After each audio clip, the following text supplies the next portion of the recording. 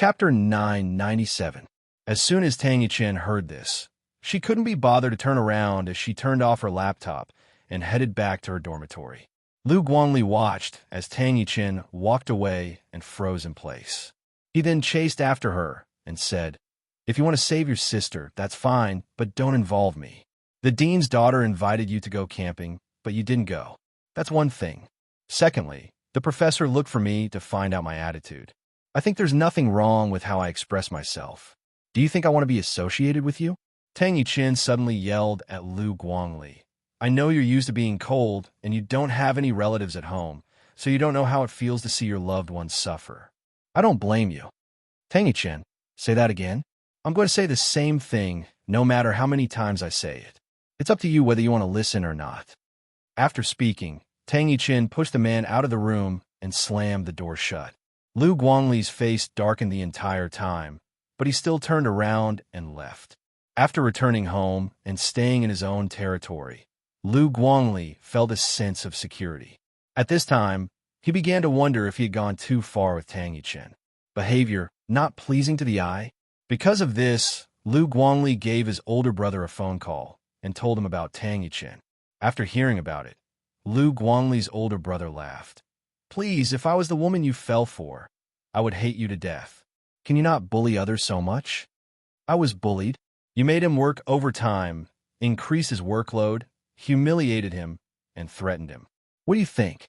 Lu Guangli thought to himself, Tang Yichen and Lu Guangli had spent so many years together like this. She was the only woman he had ever treated like this. Other women didn't even have the right to approach him. Come, let me teach you." Tang Yichen was truly angry. That's why she reacted in such an extreme manner. No one liked being bullied by Lu Guangli like this, so she couldn't hold on any longer. Since Lu Guangli didn't want anything to do with her, then all she had to do was stop begging the professor. As soon as Tang heard about the incident, her expression turned ugly. How could the second miss of the Tang family be bullied like this at the hospital? So, as soon as she saw Tang Yichen, she straightforwardly asked, "Is there a reason why I must use the professor for my surgery?" Tang Yichen was a little surprised. She didn't expect Tang to hear about it so quickly, so she explained, "She is an authority in this field. In other words, a normal doctor can perform my surgery. There's no need to look for her." Tang said, "Even if she wants to look for you, you are the second miss of the Tang family. In terms of status, she can't bully or threaten you. Don't you know this?" "I don't really like to mention my identity in the hospital." "Even if you don't like it, you can't change the fact," Tang replied. "I won't use my identity to bully others, but I also won't let others bully me. Isn't that right? Even you can't stand to see me being such a coward." Tang nodded her head. "I've already told the hospital staff that I don't need a professor. I simply need my original doctor to perform the surgery. So, you don't need to worry." However, Tang's reaction attracted the attention of the hospital's hospital chief. When he heard that his daughter had used her Annie's identity to achieve her own goals, he was so angry that he slapped her across the face. "Have you gone this far by throwing yourself at a man? How could you ask your Annie to threaten Tang Yichen? Do you think the Tang family are pushovers? Not to mention, the person that's going to perform the surgery is Tang. If you continue to act so recklessly, you can leave the country." The hospital chief's daughter was angered and hit, so she was naturally unhappy. But who told her to be weaker than the hospital chief? So, the next morning, the professor paid a visit to Tang's hospital room and personally apologized. "Miss Tang, I didn't actually look for Yichen for any other reason. It's just, Professor, I know what happened from start to finish. My sister was insensible and broke the hospital's rules. I apologize on her behalf." Tang's words sounded like she was criticizing her sister, but anyone with sharp ears could tell that she was mocking the professor for breaking the hospital's rules by threatening Tang Yichen. She was implying that the professor was nothing more than a mediocre person. "In that case, since it's all a misunderstanding, I'll perform your surgery. No need. I have confidence in my doctor. There's no need for the professor to get involved," Tang replied coldly. The professor did not try to get on Tang's good side, so he had no choice but to leave awkwardly. Meanwhile, Tongning's display of strength made the entire hospital realize that the Tang family weren't to be trifled with. So, what was Tang Yichin doing at this time? She had secretly contacted an obstetrics expert from the medical school. The doctor was simple and honest and didn't have any tricks up her sleeves. However, she had opened her own hospital, so the hospital's facilities couldn't compare to the military hospital. Tang Yichin asked, "Are you willing to go? I still hope that I can do my best to ensure the safety of my little niece." "Since you trust me, there's nothing for me to be afraid of," Tongning replied. "If that's the case, then things will be a lot easier. I've also prepared my resignation. I'm going to jump ship," Tang Yichin said. "Think about it. You're not young anymore. You can't continue living your life aimlessly." Tongning didn't understand what Tang Yichin was referring to. She simply felt that there was something in her heart that she wanted to let go of. No, perhaps it was a person.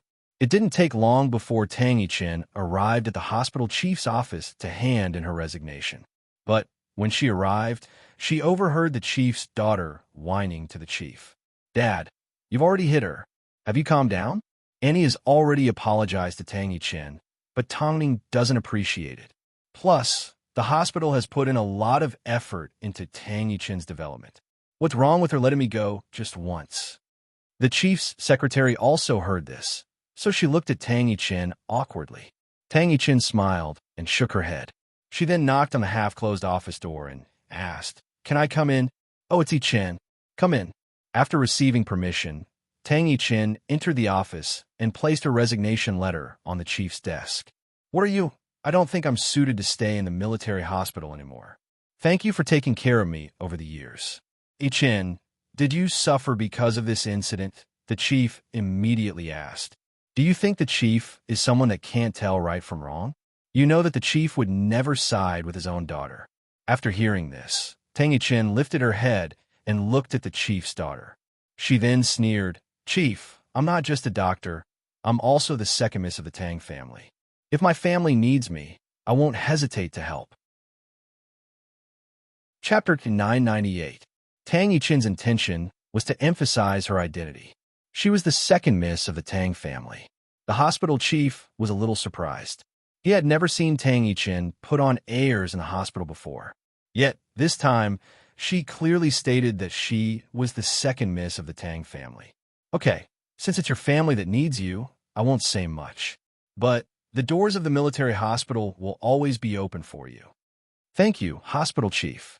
After speaking, Tang Yichin turned and left. Behind her, the hospital chief's daughter was still unconvinced.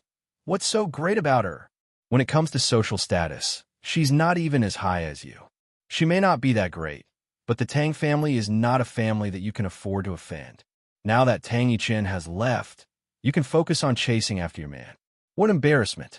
Tang Yichin no longer cared about what the father and daughter were saying behind her back, nor did she plan to bid farewell to the hospital staff. However, when she admitted that she was the second miss of the Tang family, the hospital staff that knew her well were shocked and secretly delighted. Does the hospital chief's daughter really think that she can do whatever she wants? Don't forget, our Yichin also comes from a wealthy family. That's right. All she knows is to use a chicken feather as a token of authority. Now that Yichin has revealed her identity as the second miss of the Tang family, she's giving them a show of strength. All hail Yichin. Everyone in the hospital was secretly clapping for Tang Yichin. The hospital chief's daughter was so blind that she dared to bully anyone, especially when Tongning was still staying at the hospital. She must be tired of living. But Tang Yichin had no time to think about this. The handover of work was going to take some time, but she had to deal with Tongning first. So, she decided to exchange her annual leave for 5 to 6 days. That was more than enough. Afterwards, she arranged for Tongning to check into her teacher's hospital room. Although the conditions couldn't be compared to a big hospital, it was warm and comfortable. It didn't take long before Tongning saw the teacher that Tang Yichin had mentioned. This simple and amiable middle-aged woman gave her a good impression and made a good first impression. "Since you're here, you should wait patiently for the baby to come. Yichin has already explained your situation to me. I will do my best." "Thank you, Dr. Lin. There's no need to be so polite.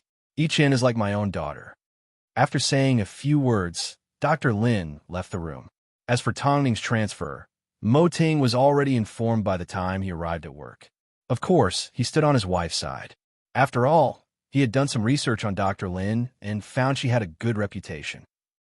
The teacher said that in order to reduce the risk of the surgery, she still needs to talk to a few other doctors and come up with a plan for you before the surgery, so you might have to wait for a few more days.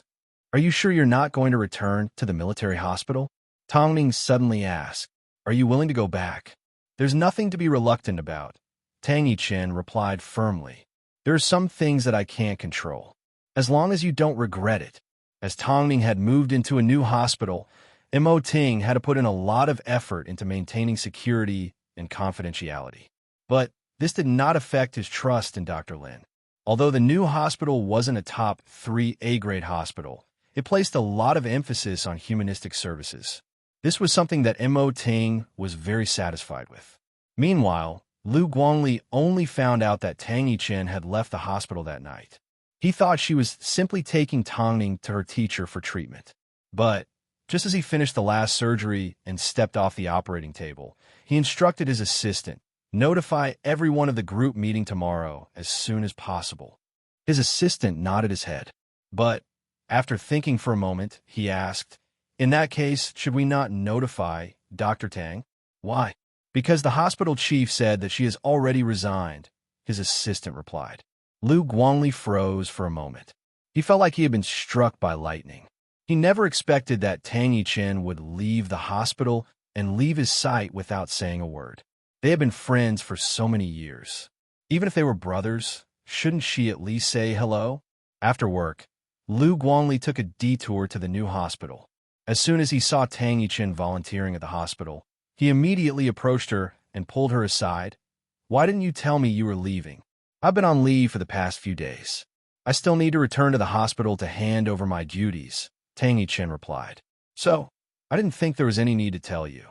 Plus, I don't think I need to ask for your approval before making any decisions. Are you really angry?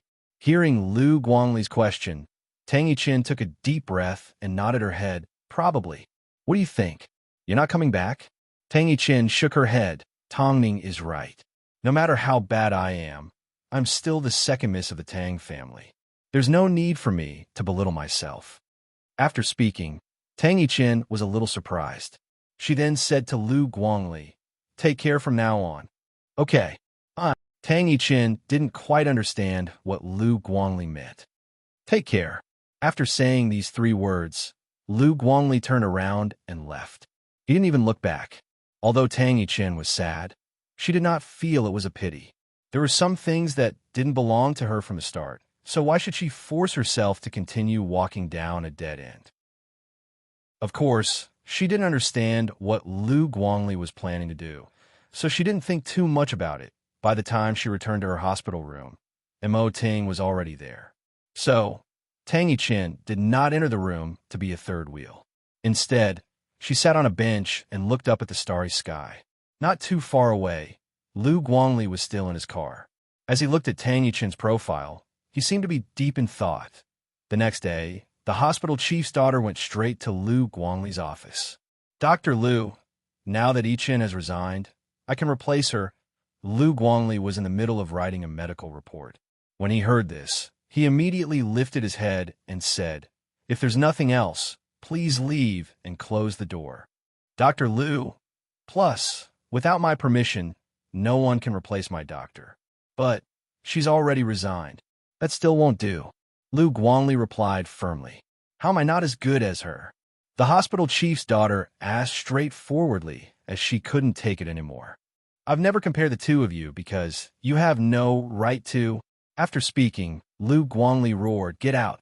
The hospital chief's daughter suffered a huge blow as she left Lu Guangli's office in tears. At this moment, Lu Guangli only felt one thing, annoyed. It seemed, if he wanted to find the little rascal, he would need to put in a lot of effort. Fine, his methods were indeed wrong in the past, but he couldn't help but bully her. Chapter 999. Tong Ning's surgery plan was currently being finalized, so Mo Ting took some time out to personally discuss it with the doctors. Normally, at times like this, Ting would get someone familiar with Tongning to chat with her. The entertainment industry was constantly changing. Every day, newcomers appeared one after another. Meanwhile, people that mentioned Tongning gradually disappeared, especially Long Jie, who was still working in the entertainment industry. As soon as she heard someone say that Tongning was past her prime, she couldn't help but retaliate, even though she knew Tongning didn't care. You don't know how realistic those people are. After seeing you retreat from the industry, Lin Weisin handed his wife over to a new agency to support. What's there to be angry about? He didn't do anything wrong. Isn't it obvious that he's stepping on you? He obviously asked you to take care of him in front of so many people at his wedding. Isn't his actions clearly telling the outside world that you're already in the past? I've only left for a short while, and you're already like this. If I completely disappear, what will you do? Tongning shook her head and sighed. Long Jie, I know you've always had my best interests in mind, but retreating from the industry was my personal choice. Since I've made my decision, I'm sure I know the consequences. I'm too small on my own. In the industry, who can stay famous for 8 to 10 years and remain an evergreen tree? Long Jie understood this logic, but without Tongning in the current entertainment industry, she felt she no longer had any meaning. I will return. Don't look at me with a sad face. But in a year or two, will you still be able to return? Would Tongning still be able to announce her comeback at a commercial event like when she was betrayed by Han Yufan? At that time, Tongning was 26 years old. But now, I have my ways. Ups and downs, big ups and big downs. Hadn't her life always been like this? Plus, she still hadn't recovered from Xia Hamo's death. She still needed some time. I don't need the public to forget about me. But you need to remember who my manager is. If you don't have confidence in me, then don't you have confidence in him? At this point, Long Jie finally remembered Ting. Right now, there are a lot of new agencies that have learned from you. The smart ones have already incorporated your tricks into their repertoire. But we can't rule out the possibility of other managers using you to create hype. All right, it's not easy for us to meet. Don't talk about these things. I will be having my surgery in 2 days. I want to be in my best condition to welcome my daughter into the world. By the way, I won't talk about anything else. Superstar Media recently hired a mangaka called Han Shiocha. He's quite interesting, and he draws sci-fi. Should I introduce him to you? I think he might be of help to you. Tongning thought for a moment and replied, let's talk about it after the surgery. All right. Long Jie had no idea that she had invited a wolf into her house. Luckily, Tongning did not agree to come into contact with the artist. Her priority was to have a child. Plus, Tongning did not think she needed an artist. She was going to use Qiao Sen's designs until the very end. She was going to fulfill Qiao Sen's wish. After Long Jie left, Ting returned to the hospital room and confirmed the surgery was scheduled for 2 days later. However, seeing Tongning in a daze, he couldn't help but ask, what's wrong? Long Jie came over and told me a lot about the entertainment industry and some gossip. I haven't had time to digest it all. It seems I'll need to limit the number of times she visits. Ting replied. Don't. She made it sound so interesting. She talked about who cheated and who went to Thailand. It's a good way to kill time. In reality, Tongning didn't want to be completely cut off from the entertainment industry. Just like Long Jie said, it was easy to come out, but it was hard to go back. After hearing Tongning's words, Ting sat down beside her and held on her hand. I feel like you've suffered a lot and given up a lot by marrying me. We've already been married for so many years. Why do you still say things like that? Tongning asked. If two people argue too much when they're together, will they be able to spend the rest of their lives together? Ting sighed and patted Tongning on the head. I'll take care of our daughter after she's born. I don't want you to give up on anything. But I'm almost 30 years old, plus I've always placed you first. Ting did not say another word. He simply wanted time to pass faster. He wanted the children to grow up on their own without Tongning having to worry about them. But he was also worried. He hoped time would pass a little slower so he could spend more time with his lover. Humans were always this contradictory. No matter how old you are, no matter what the outside world is like, as long as there's something you still want to do and you're willing to do it, I will help you achieve it. Tongning smiled and nodded her head. Of course, she had no idea how serious Mo Ting was when he said these words. As a result, after their daughter was born, the most common image that appeared on the media was President Mo carrying the little princess out. Of course, this was a story for another time. Endure for another 2 days. It'll be over soon. You and our daughter will both be safe. Tongning wasn't worried about this. Although she was always faced with a crisis, the outcome wasn't always bad. But, just as Tongning disappeared from the entertainment industry, a few small-time artists appeared that copied Tongning's appearance and went for plastic surgery. Wasn't there someone that used to be called Mini Tongning? However, it didn't end up well. But that was similar, not as specific as this. Now, they were starting to clash. For the sake of fame, they were willing to do anything. While Tongning was waiting to give birth, Tang Yichen returned to the military hospital. Originally, she wanted to sneak over to pick up some things, but Lu Guangli stopped her in the office. Why are you acting so sneakily? Are you afraid of seeing someone? Tang Yichen was a little surprised as she turned around and looked at Lu Guangli. This has nothing to do with you.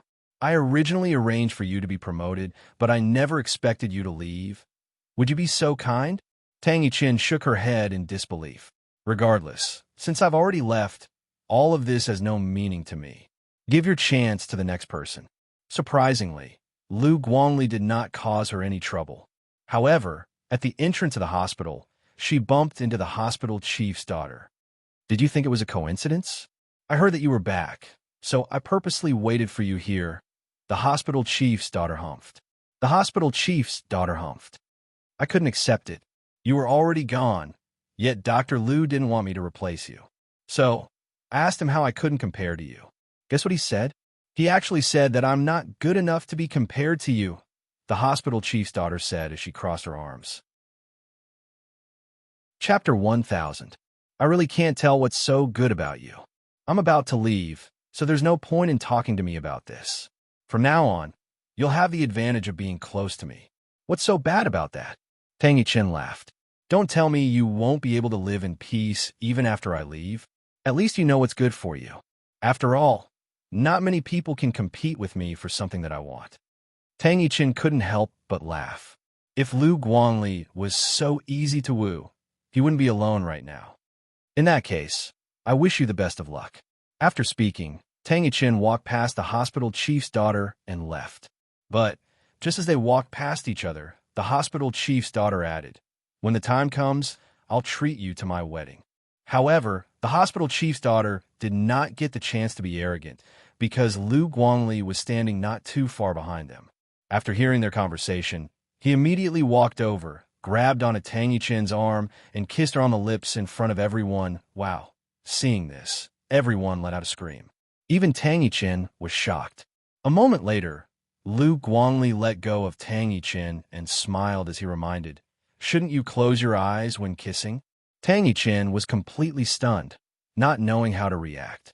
Afterwards, Lu Guangli pulled Tang Yichen into his embrace and said to the hospital chief's daughter, "Since Yichen is leaving, I don't think there's a need to hide our relationship anymore." "What relationship do we have?" Tang Yichen asked as she struggled. "What do you think?" Lu Guangli pretended to ask as Tang Yichen lowered her head. "Apart from you, the only person I've kissed is my dog." "No, the two of you don't have that kind of relationship." The hospital chief's daughter looked like she couldn't accept the truth. "The two of you obviously aren't. Do we need to explain our private matters to you?" Lu Guangli mocked before he turned to look at Tang Yichen. "You can leave first. I'll come look for you later." Tang Yichen ran away. She really did run away because she couldn't understand what Lu Guangli was trying to say. This man was extremely dangerous. She had to run away as soon as possible. On the surface, Tang Yichen appeared straightforward, but when it came to relationships, she wasn't brave at all. As soon as she sensed danger in front of her, she would immediately hide in her shell. Lu Guangli was well aware of Tang Yichen's personality, so he decided to put a stamp on her first. Otherwise, this woman might one day obey the Tang family's wishes and go on a blind date with a rich man. Needless to say, he was right. Tang Yichen did indeed have this plan. She wanted to distance herself from Lu Guangli. "Now, let's see how you're going to escape." By the time Tang Yichen returned to the hospital, her face was flushed red. All she could think about was their kiss. Tang Ning noticed her abnormality and couldn't help but ask, "You've been acting weird ever since you returned to the hospital. What are you thinking about? Your face is so red." "I'm fine." Tang Yichen quickly cleared her throat and turned her attention back to Tang Ning's documents. "Tomorrow, you will be doing all sorts of tests to see if you're suitable for surgery. So, you should get some rest tonight." Tang Ning nodded her head. "Don't worry. There are risks, but I will definitely control them to the minimum for you." Tang Ning nodded her head again. In reality, this wasn't a major surgery to begin with, so Tang Ning wasn't too worried. Since she had already handed her life over, worrying too much wouldn't do her and the baby any good. The night before the surgery, Mo Ting and Xia Yuling went to the hospital room with the two kids to cheer on their mother. As the older brother, Mo Zishi was completely stunned by all the new things in the hospital. Meanwhile, Mo Zichen sat obediently on Tang Ning's bed. When the adults weren't paying attention, he would secretly pull up her blanket. But when Tang Ning turned to look at him, he would pretend like he didn't care. Tang Ning was already used to this child's miraculous side, so she did not appear surprised and pretended not to see anything. After all, she still couldn't explain why Mo Zichen was so mature at such a young age. "When I first gave birth to you, I also felt a lot of discomfort. Perhaps it's hereditary. That's why you suffered a little when you gave birth. Luckily, Mo Ting was always by your side," Xia Yuling said. "Don't think about the entertainment industry right now. After your daughter is born, you will be even busier." "Mom, thank you for taking care of the two rascals. Why are you being so courteous with me?" Xia Yuling glared. Tang Ning let out a gentle laugh and did not say another word. At this moment, because her family was by her side, she did not feel the slightest bit of fear. The next morning, Tang Ning went through her final checkup and entered the operating theater at around 8 a.m. Mo Ting stayed by her side as he watched her enter the operating theater. "When you come out, everything will be fine." "I'm not sick, I'm just giving birth," Tang Ning smiled. "Don't worry, I'll wait for you outside." Mo Ting leaned over and placed a kiss on Tang Ning's forehead. "Okay, don't worry, there won't be any problems," Tang Yichen comforted from the other side of the bed. "Let's go in." The entire hospital was silent because Mo Ting's security was strict and on point. Soon, Tang Ning was wheeled into the operating theater. A moment later, the words "operation" lit up. While Tang Ning was in the middle of her surgery, someone was attending a commercial event under the guise of a replica of Tang Ning. Everyone knew that this female artist had undergone plastic surgery to copy Tang Ning. Naturally, there was a lot of controversy. But one couldn't deny the fact that there were plenty of performers in the industry. So what if they were scolded? After all, there were still people paying the bills, and they were still popular. There were plenty of ways for Tang Ning to be used. Was Hai Rui going to pursue them one by one? Has she gone crazy from wanting to be famous? Fuck, do these people know that they're disgusting? Tang Ning's face is very recognizable. I can't believe someone's trying to copy her. Tang Ning has a good figure, but she's getting old. As a result, even though Tang Ning was no longer in the industry, there were still rumors about her. Because of this, Long Jie felt uncomfortable. These people are shameless. Tang Ning has already announced that she's retreating from the industry. Why can't they let her off the hook? Because it's someone else's right, even if it's plastic surgery. Han Xiuqia said in an objective manner as he arrived to hand in his script.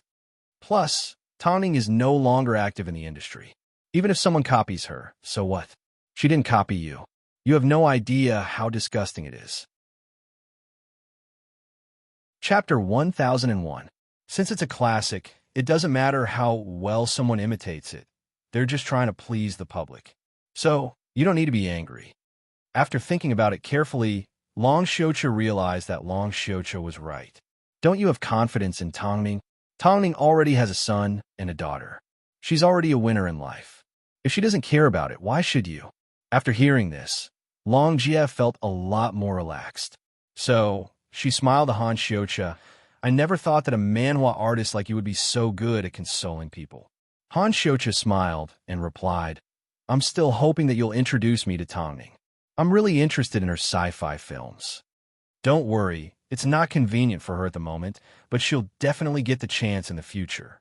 Han Xiucha shrugged his shoulders.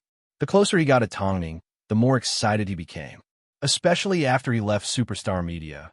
Every time he learned a little more about Tongning from Long Jie, he became even more curious about her. As for the people that tried to imitate Tongning, he simply thought it was fun. The more they imitated her, the more he understood the joy of controlling them. However, when it came to interacting with Tongning in person, there was still a huge gap. He was determined to appear in Tongning's life as soon as possible. After almost 3 hours of surgery, Tongning finally gave birth to her daughter. It didn't take long for Tongning to wake up. However, her wrinkled daughter had been lying in an incubator from the moment she was born. As she was born prematurely and had undergone a cesarean section, her body's resistance wasn't as strong as a child born naturally, so she needed to be carefully cared for. As soon as Tongning woke up and saw Mo Ting, she looked down at her flat stomach and asked, "Where's the child? Have you checked?" "Everything's fine. The doctor is currently doing a series of tests," Mo Ting replied as he held onto Tongning's hand. "If you're still tired, close your eyes and sleep for a little longer." Tongning shook her head. "I've slept for long enough. Long Jie and the others wanted to visit, but I told them to come another day." "Ting, I want to go home," Tongning said lazily. "Not yet. But I promise you from now on, I won't make you suffer the pain of childbirth again," Mo Ting promised. 3 babies is more than enough. After hearing this, Tongning smiled as she looked at Mo Ting with a gentle gaze. "I like it when there are more children and it's more lively. With them around, they won't feel lonely." Mo Ting did not say another word. He simply stood up and pulled Tongning into his embrace. "From now on, if you want to do something, go ahead and do it. I don't want to be tied down like this anymore." "This isn't binding." Just as the couple were hugging each other, Tang Yichen walked into the room. As soon as she saw the intimate couple, she couldn't help but say, "It's best if you don't move too much right now. After all, you just had a surgery. You should get some rest. How's the baby? Don't you trust me? It's not a big problem. The most important thing for you right now is to take care of yourself. There are so many people taking care of the child." "Sis, thank you so much," Tongning said sincerely. "If it was anyone else, I would have been worried." "That's enough. We're family. There's no need to be so polite. I simply came to tell you that the child is doing well. Rest well and continue with your work." After speaking, Tang Yichen stepped out of the room. She originally planned to get some rest after dealing with Tongning's matter. But just as she stepped out of the room, Lu Guangli immediately pulled her over. "What are you doing?" Tang Yichen screamed in fear. She had been quite frightened by the kiss from the other day. "It seems you still haven't realized that you belong to me." Lu Guangli let go of Tang Yichen and crossed his arms across his chest. His gaze was cunning, like he was staring at his prey. "Lu Guangli, if you want to play, go find someone else. I don't like being teased by you," Tang Yichen replied in a wrong tone. "Are you playing tricks on me?" After hearing this, Lu Guangli once again leaned over and kissed Tang Yichen. Tang Yichen was stunned as she covered her mouth. "Lu Guangli, indeed, teasing you is fun. But this time, I'm being serious," Lu Guangli said as he looked at Tang Yichen. Lu Guangli said as he looked at Tang Yichen, "I made you my sidekick for so long. Don't you feel like your status is special?" "I really don't," Tang Yichen humphed. "At least, no normal woman would like to be teased like this. But I like to bully you. I only like to bully you." Tang Yichen's face suddenly turned red. "Lu Guangli, what's wrong with you? You've changed so much that you're no longer yourself." "Stupid woman, whether I'm bullying you or protecting you, I've only ever treated you like this. I've never treated anyone else like this. How special do you want me to be? Can't you tell how much I care about you?" Lu Guangli wrapped his arms around Tang Yichen. "I don't want the hospital chief's daughter. I simply want you. Otherwise, why do you think I've been staying at the military hospital all this time? I'm only happy because you like it. Otherwise, I could go anywhere I want." "You're too naive. Do you really think I have a deep relationship with the military hospital? Isn't it all because I want to protect you? With your personality, did you think you could have gotten this far without anyone protecting you? Yet, you're not appreciative of my kindness and left the hospital." After hearing this, Tang Yichen's heart began to race. But I've already left.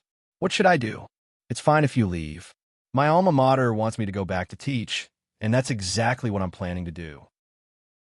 You can be my assistant, Lu Guangli said.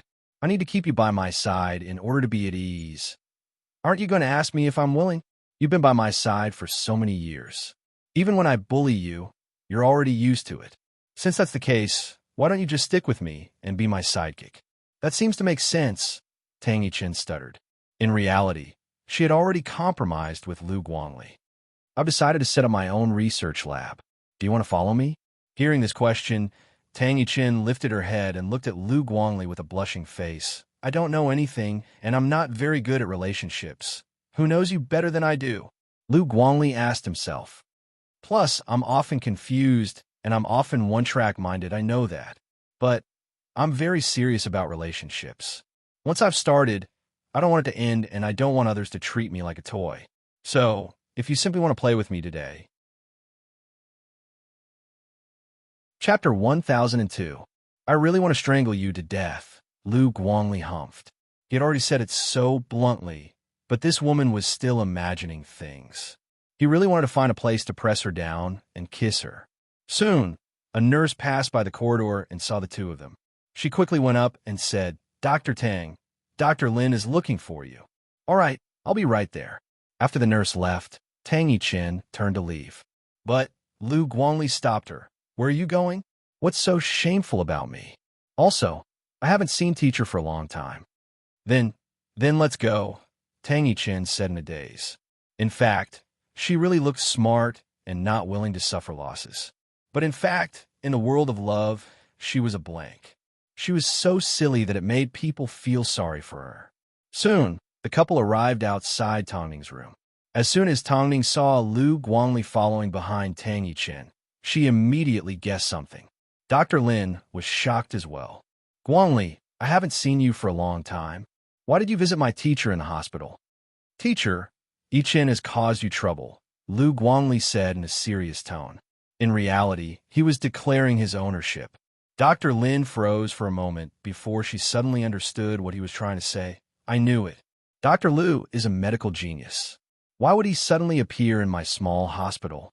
So, it's because he's Yichen's family. As long as she's too stupid, I'm worried about her no matter what. Lu Guangli did not hide his concern for Tang Yichen. Dr. Lin smiled and said, That's enough. Do you think I'll eat your girlfriend? Back in school, I was always curious about what kind of girl you liked. I never expected you to like Yichen, but this is good news. I hope teacher can take good care of Yichen. I don't need you to tell me. Tongning looked at Lu Guangli with deep animosity. Although this medical genius had helped them a lot, did he really think that he could chase Tang Yichen away just like that? Have you asked the family for their opinion? I was wondering why your face has been like a monkey's butt for the past 2 days. It turns out, it's all because of him, Tongning said. Hasn't he been bullying you? Moreover, you also said that he is the person you want to stay away from. Mrs. Mo, it's best not to get involved in other people's private matters. Lu Guangli didn't like Tongning either because she kept bothering his little sidekick. Even though they were sisters, he still minded. Dr. Lu, smart people won't offend your sister-in-law. What sister-in-law? You're speaking too early. Tang Yichen's face turned red again. Who could endure being surrounded by a room full of people discussing her? All right, kids can talk about their feelings when they get home. Now let's talk business. Dr. Lin quickly changed the topic. Tongning, I actually have a regret to tell you. Although you've safely given birth to 3 children, it's always like a game. So, I suggest you don't have any more children in the future. Even if you do, with your current condition, I'm afraid it's not suitable for you to have any more children, Dr. Lin said. Giving birth to a daughter is already the limit of your body. In other words, you no longer have the ability to reproduce. After hearing this, Tongning did not say a word as she looked at Mo Ting nervously. Mo Ting held onto Tongning's hand and said with a raspy voice, I simply hope that Dr. Lin can take care of my wife's body. As for children, we definitely won't have any more children. That's good. President Mo, I know you care about Tongning a lot, so I won't tell you anything else. As for your daughter, she's fine, but she will definitely have some minor problems like a premature baby. For example, her immune system is low and she will fall sick more easily than normal babies. You need to be prepared for this. Thank you, Dr. Lin. You're welcome. After all, I'm still Chin's teacher. Since that's the case, I won't disturb your rest any longer. As for your recovery, considering your status, you can go home as soon as possible. Actually, Tongning still hadn't laid eyes on her daughter. She still hadn't gotten out of bed yet. Ting, you should give your daughter a name while you're at it. M.O. Zian. M.O. Ting replied straightforwardly. I've actually been thinking about it for a long time.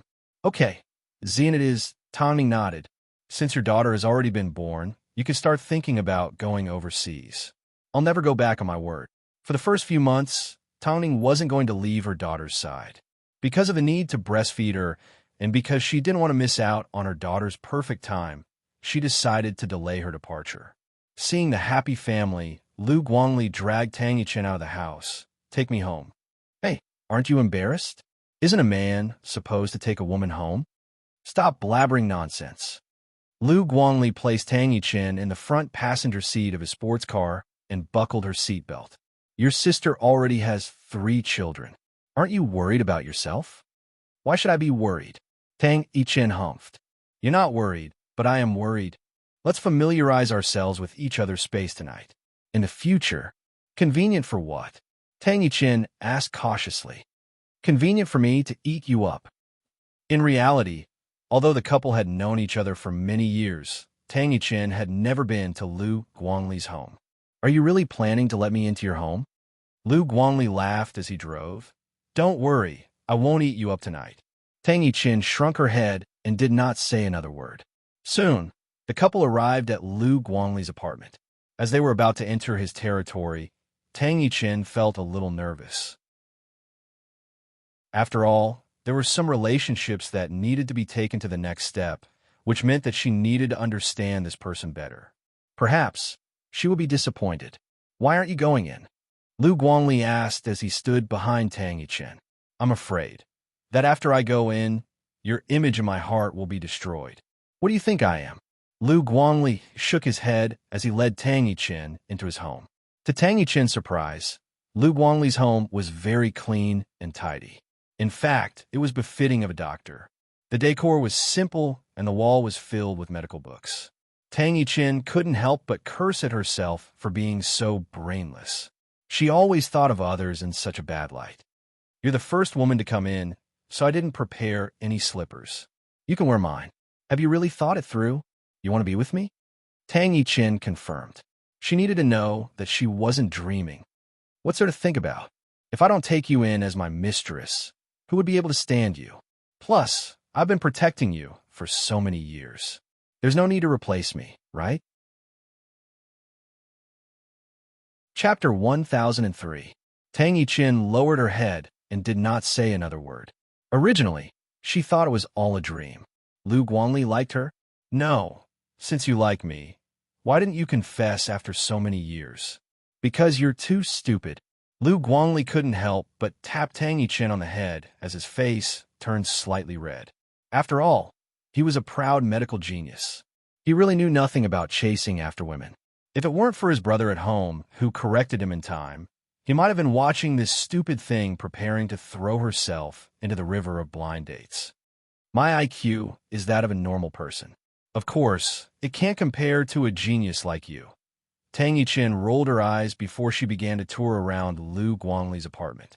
At this time, Lu Guangli sat down comfortably on the sofa and held onto the back of the sofa as he said, I have a brother who is currently the CEO of Guangli International. My parents are still alive, but they live in Norway. His family isn't very wealthy, but it should be more than enough for you, the second miss of the Tang family. What are you doing? Tell me everything. Lu Guangli replied.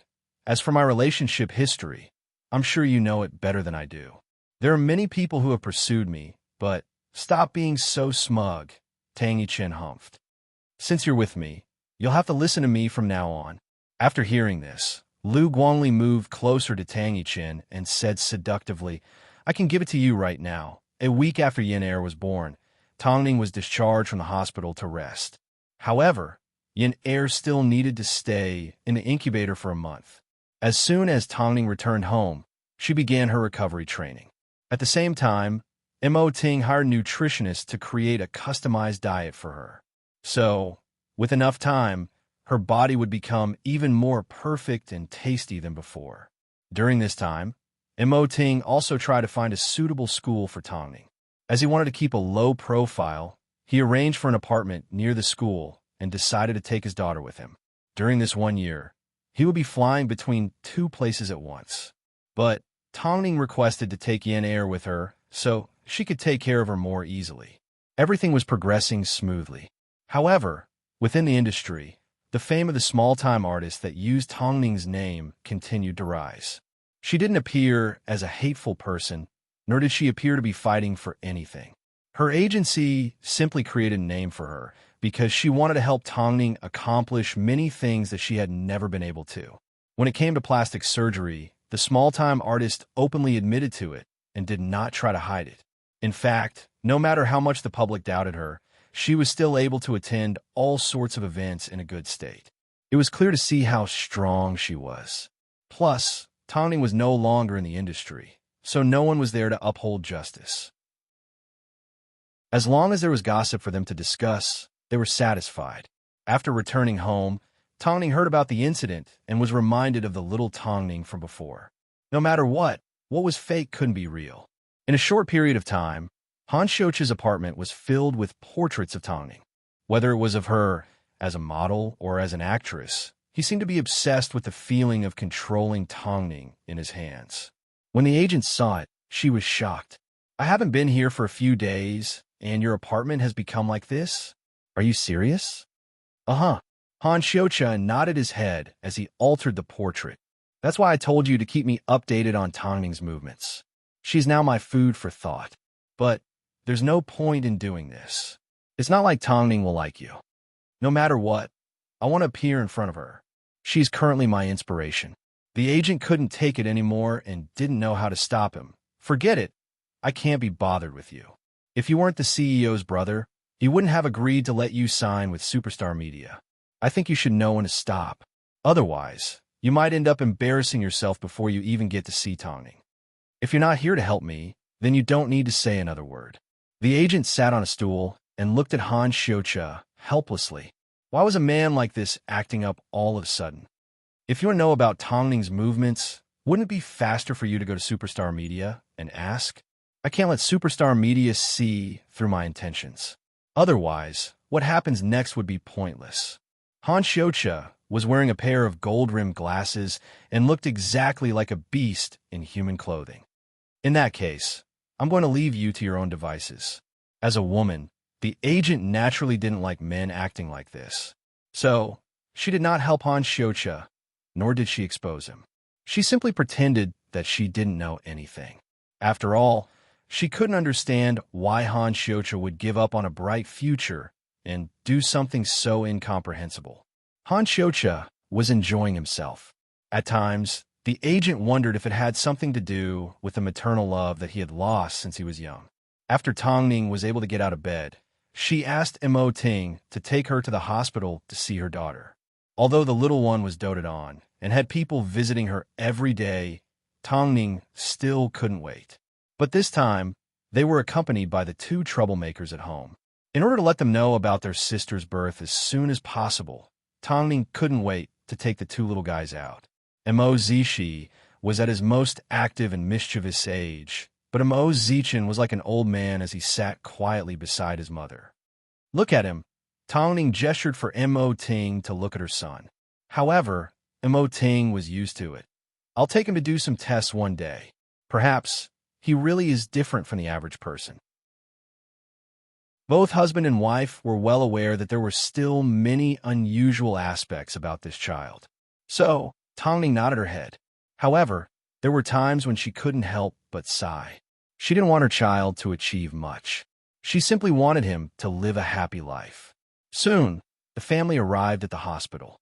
The couple carried the 2 older brothers to the sterilization room and looked at Yin Er through the glass. "Our daughter resembles you a lot," Mo Ting said. "Doesn't that mean there will be a lot of suitors?" Tongning laughed. I'm afraid it won't be easy to become the son-in-law of the Mo family. Of course, with a strict father like Mo Ting, who would have the guts. I've already booked a plane ticket to England for you. I've also contacted the school. As soon as you arrive, you will be able to attend classes. Tongning looked at her daughter, and then at Mo Ting helplessly. Why are you suddenly bringing this up? Since you decided to further your studies, you should do it as soon as possible, Mo Ting said. Don't you want to fulfill Xiao Sin's wish? By the way, are you planning to give up halfway with the Ant Queen? You won't. Chapter 1004. You will only stand at the top because you are my woman. Mo Ting pulled Zichen into his arms. Mrs. Mo, you should shine in a more dazzling place. You deserve it. Tongning smiled as she looked at the charming man beside her and nodded her head. I will definitely stand by your side. Mo Ting would only be studying abroad. It didn't mean he was going to be separated. So, this year, he would spend half of his time in the UK. As for the two sons, they would temporarily place them in the Tang family home. Tongning believed that Xia Yuling and the rest of the Tang family would give them a good education. 3 months later, Yin Er had been nurtured to a healthy state. With a chubby little face, it was impossible to tell that she was a premature baby. On the day of her departure, Tongning did not say goodbye to anyone, not even Long Jia and Lin Qian. She quietly left Beijing. Mo Ting kept a low profile as he left with the mother and daughter. As soon as they arrived at the airport and waited in the VIP room, they saw the fake Tongning on the television. She was attending an event for an electronics brand. On the large screen was an artist that looked 80% similar to Tongning. She was wearing a long red dress and had a good figure and was young and beautiful. She greeted the media with the standard pose of an artist. The reporters loved to take photos of her because she was currently very controversial and cooperative with the media. It seemed every newcomer treasured their exposure, especially their relationship with the media. Unlike Tongning, who said that she hated entertainment reporters the most. So, they worked even harder to make the replica Tongning famous. They wanted to give her a loud slap in the face. Look, Tongning's era had already passed, and she had no way of turning things around. Seeing this, Tongning was filled with emotions. From being a model to becoming a mother of 3, a lover and a family, this was probably the biggest reward she had gained from being in the entertainment industry for so many years. Mo Ting carried Yin Er in his arms and held onto Tongning's hand. Don't worry about this. Just focus on your studies overseas.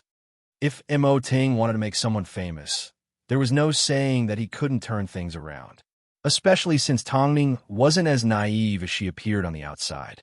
Meanwhile, the other guests waiting in the VIP room were bored and watching entertainment news to pass the time. As soon as they saw the fake Tongning, they couldn't help but say to their friends, "This imposter is running around everywhere, yet the real Tongning hasn't come out to fight back." It seems like Tongning doesn't have any place in the entertainment industry anymore. Life is full of ups and downs.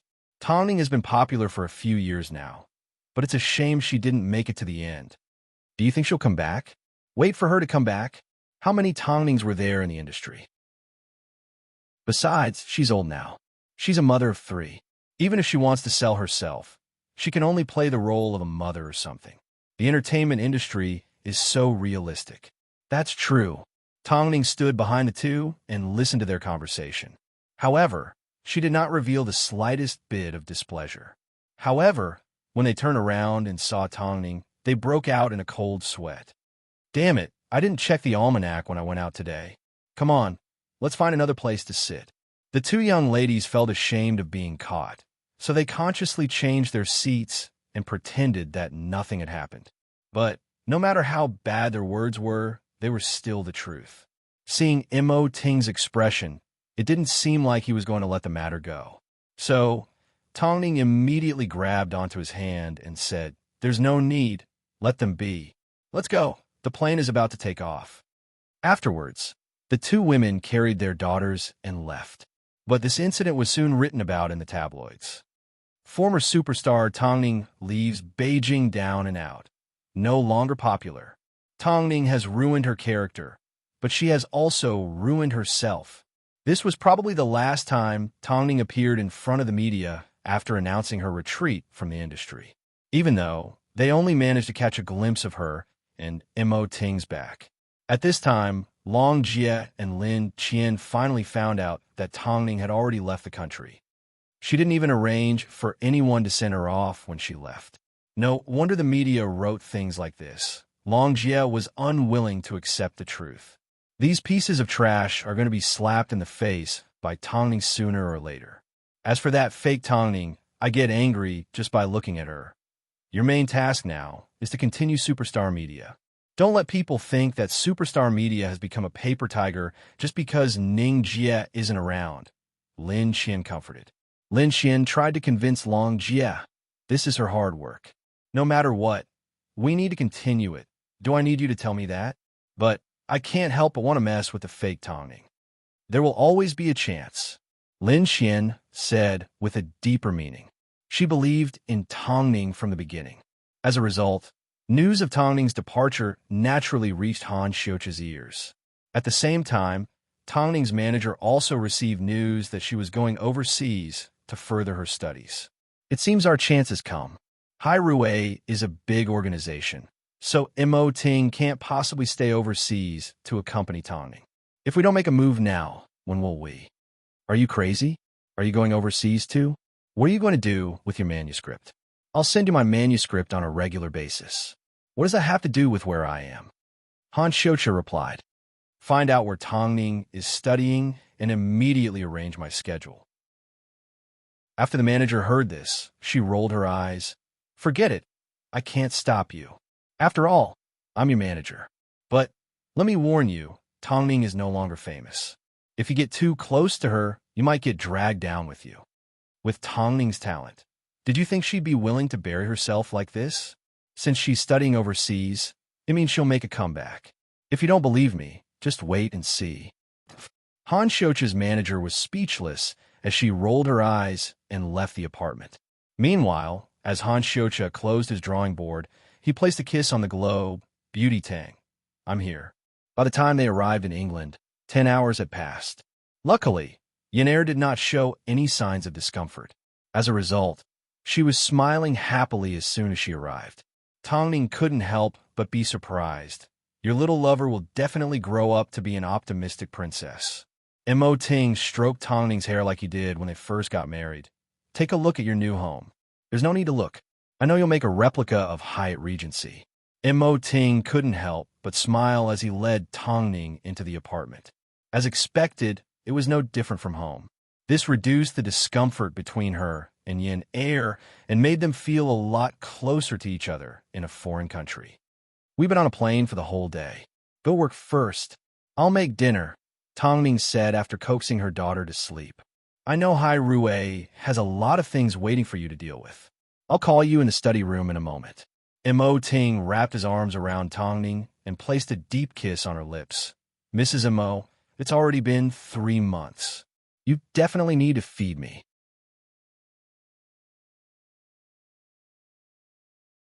Chapter 1005. Tongning immediately understood what he was hinting at.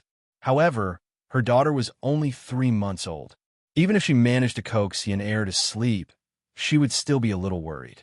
But her worries were unnecessary. Mo Ting had already thought of this, so he had prepared a crib in the room.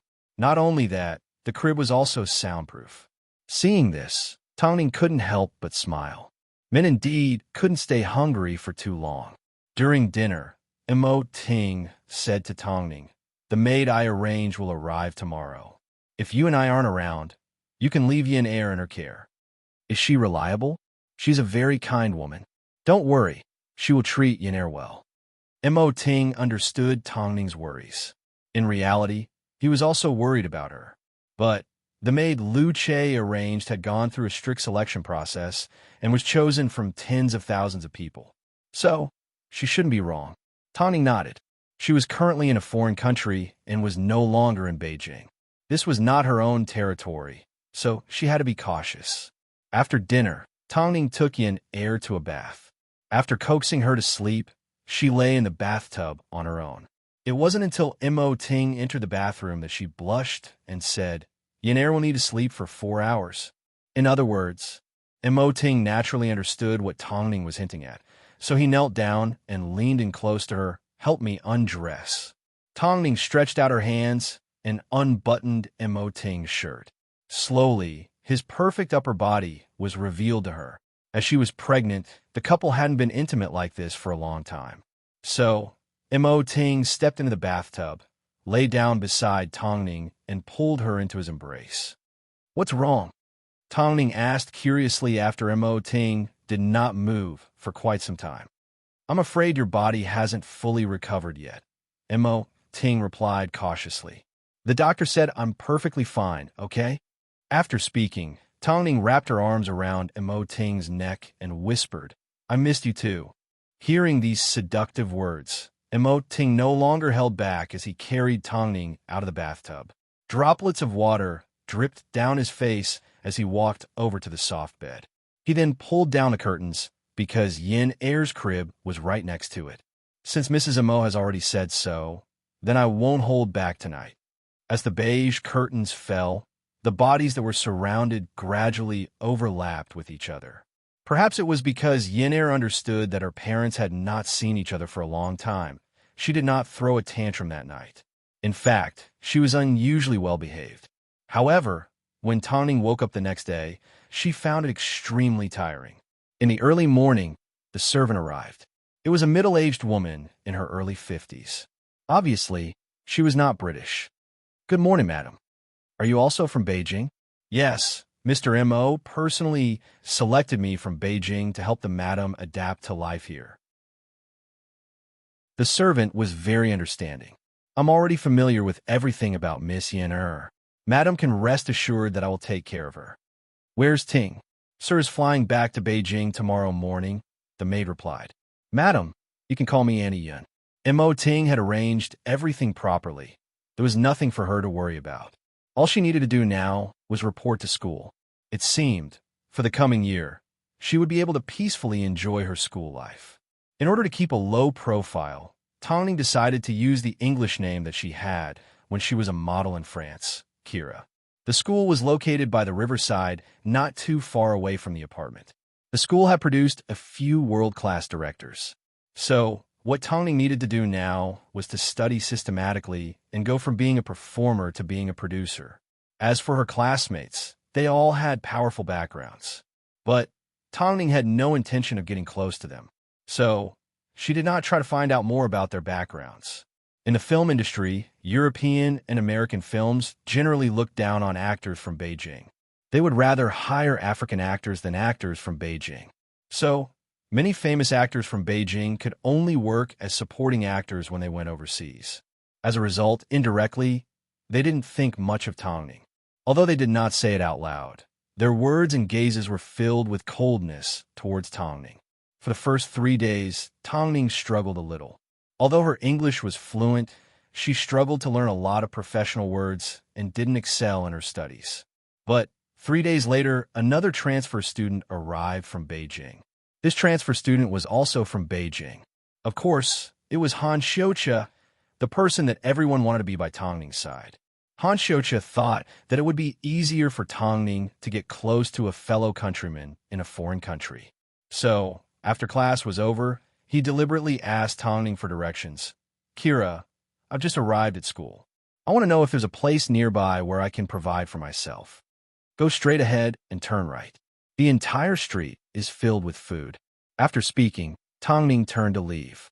But Han Xiuqia once again stopped her. We're both from Beijing. Shouldn't we take care of each other? I can take care of myself, Tongning said with a smile before she turned to leave. This time, Han Xiuqia did not continue to stop her. He knew that doing so would only make Tongning dislike him even more. Although Tongning hadn't interacted much with Han Xiuqia, it didn't mean that she was naive. Above all, President Imo needed to understand the intentions of anyone that wanted to get close to Tongning. So, it was impossible for Han Xiuqia to leave a good impression on Tongning. After returning home, Tongning told Ting about Han Xiuqia. Ting directly said, "This is Superstar Media's newly signed cartoonist. He's the one that Lin Weisin wanted to introduce you to." He's the artist that likes sci-fi. His brother is also the boss of an entertainment agency. Don't mind him too much. Perhaps it's just a coincidence. Tongning nodded her head and continued to focus on her studies. The next few days passed by smoothly, but the professor assigned them to work in small groups. Tongning and Han Xiucha, who were both from Beijing, were placed in the same group. But Tongning said to the professor, "I can do it on my own." The production of a film isn't just the work of one person.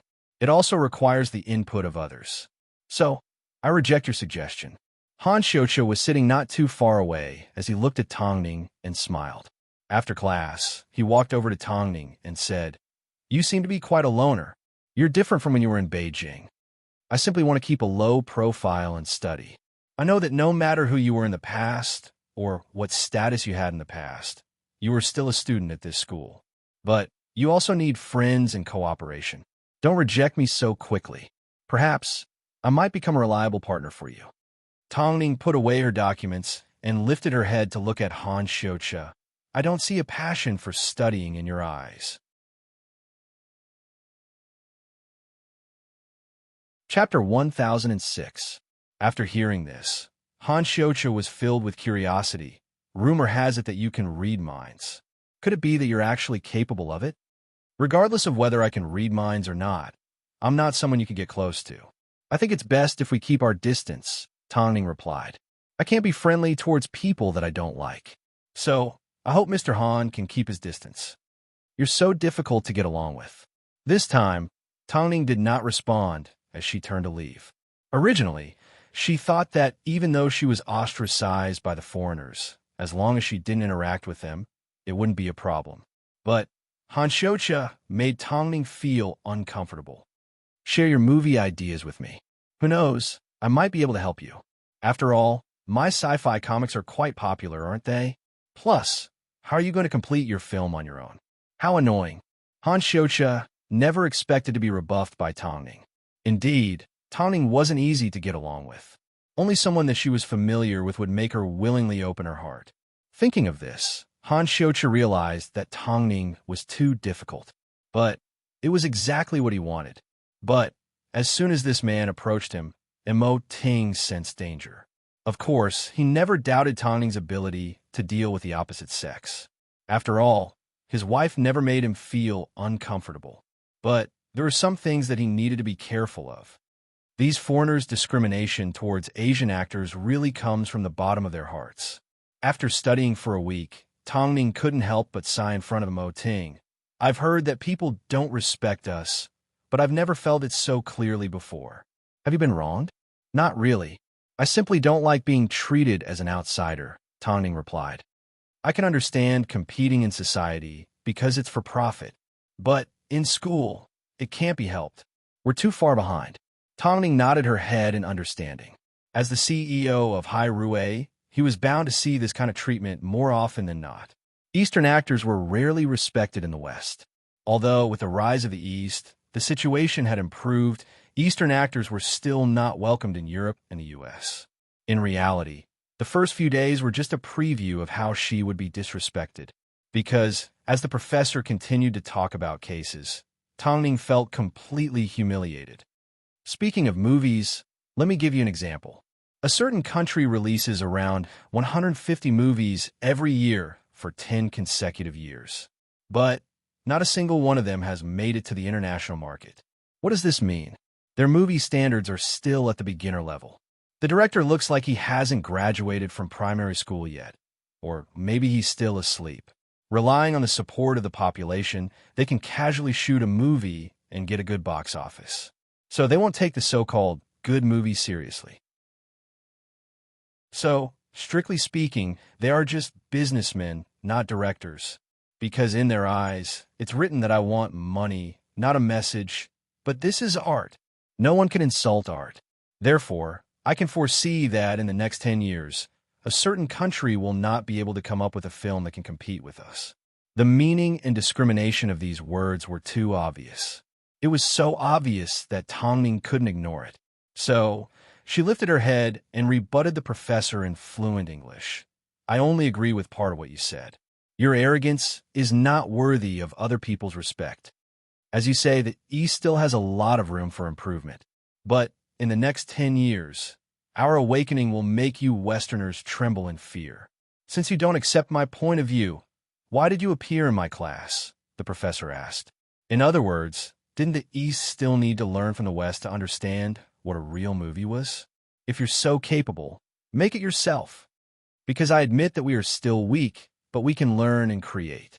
Oomph! How dare you talk to me about creating? Do you even know what copyright means? No, but we are currently learning. No one knows what the world will look like in 10 years. We have a saying in the East, the latecomer catches up to the leader.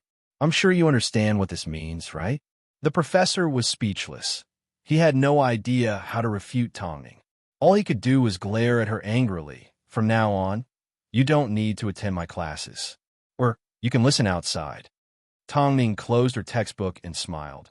It seems the professor is really afraid of the rise of the East. Get out. Tongning did not say another word as she walked out of the classroom with her head held high. At this time, Han Xiuqia finally realized how sharp Tongning's thorn was. How could a woman love her country so much? In a place like this where she could be beaten up at any time, she still chose to offend the professor. Wasn't she here to further her studies? How did she offend the professor in just 1 week? Han Xiuqia decided to have a chat with Tongning after class. But just as he followed her to the school gates, she boarded Mo Ting's car. The couple quickly disappeared from Han Xiuqia's sight. Yes, she was married and had 3 children. At this moment, Han Xiuqia suddenly felt a little disappointed. In the car, Tongning was very quiet. But Mo Ting noticed something was wrong with his wife. Did you get into trouble? Not really, Tongning replied. I simply choked an old professor in class. You're almost 30 years old, yet you still can't control your emotions. But you did a good job. If anyone makes you unhappy, I'll make them unhappy. Mo Ting laughed. So what happened in the end? He told me not to appear in his class. Was it that serious? Mo Ting asked, but there wasn't a hint of worry in his voice. Since you can't attend, then don't. You can always learn on your own. You really understand me, Tongning replied as she leaned against Mo Ting's shoulder. These people are used to being arrogant. They don't know what respect is, and they won't teach you anything important. There are a lot of things that you can only learn on your own. Plus, I'm more than willing to join a Western film crew. That's where I can learn. No, before that. The more he dislikes you, the more you need to appear in his class. I want him to know what it means to kneel in front of money. Since he thinks so highly of himself, I want to hear him apologize to you. Will he? Tongning asked curiously.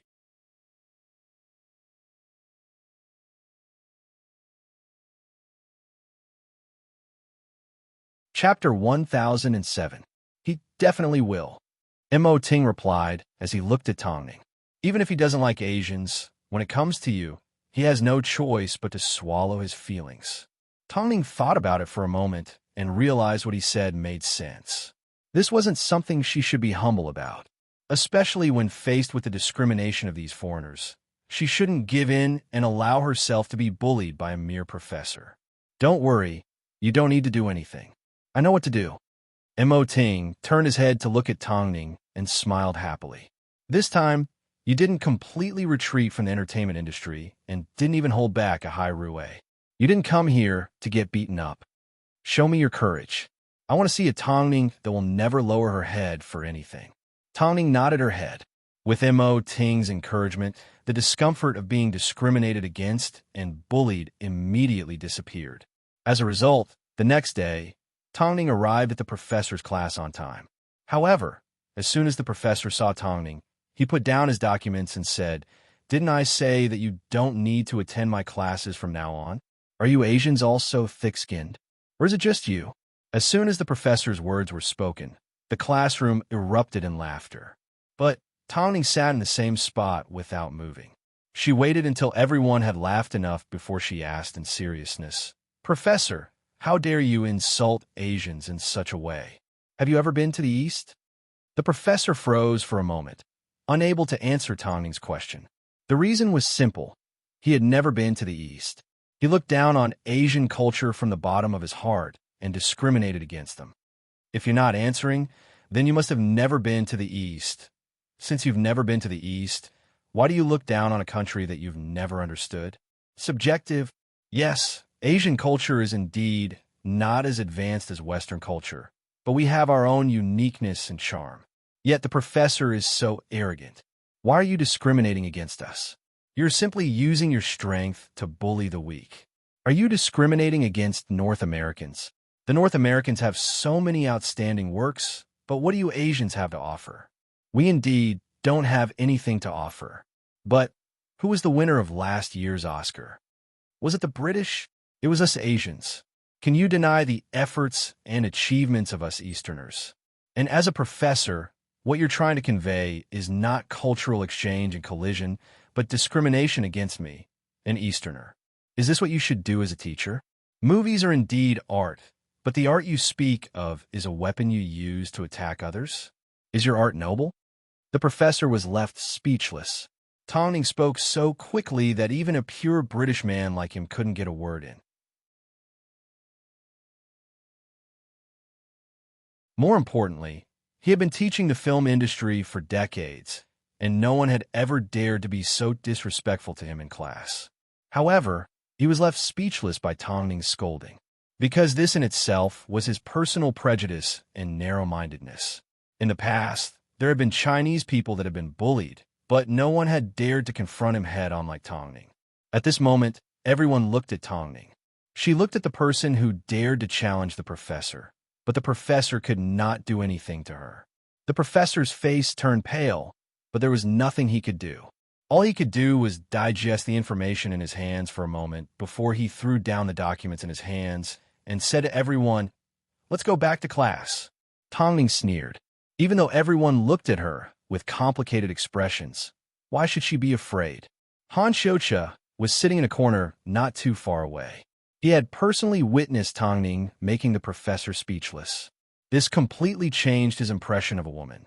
Was she really not afraid that the professor, or rather, the British people in the class, would attack her?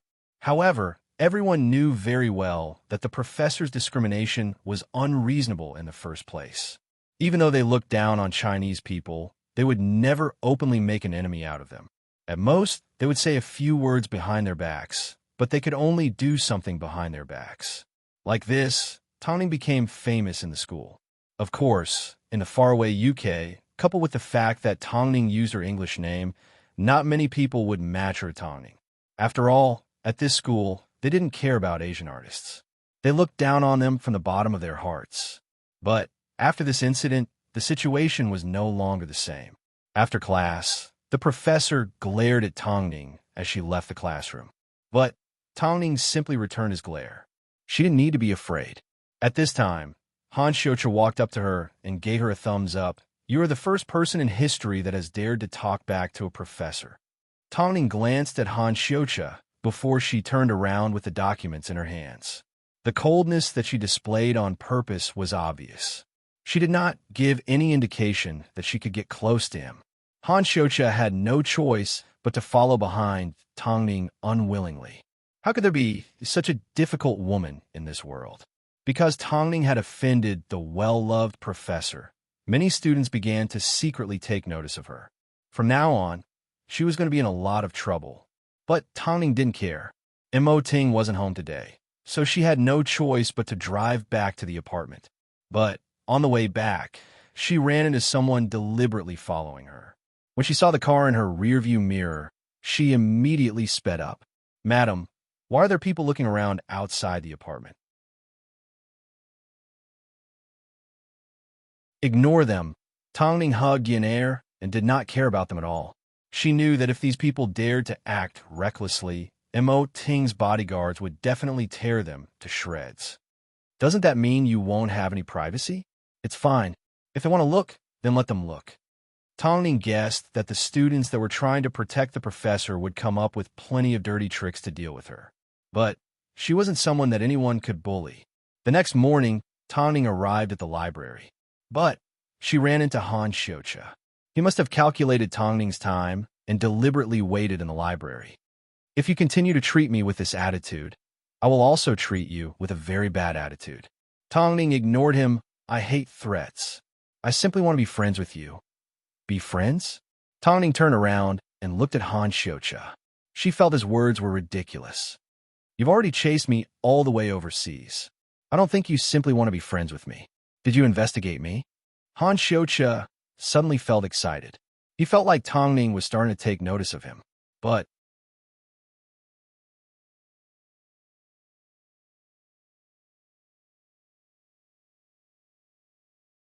Chapter 1008. Oh, you're thinking too much. My husband knows all the people I'm going to meet in advance. Tongning replied mercilessly.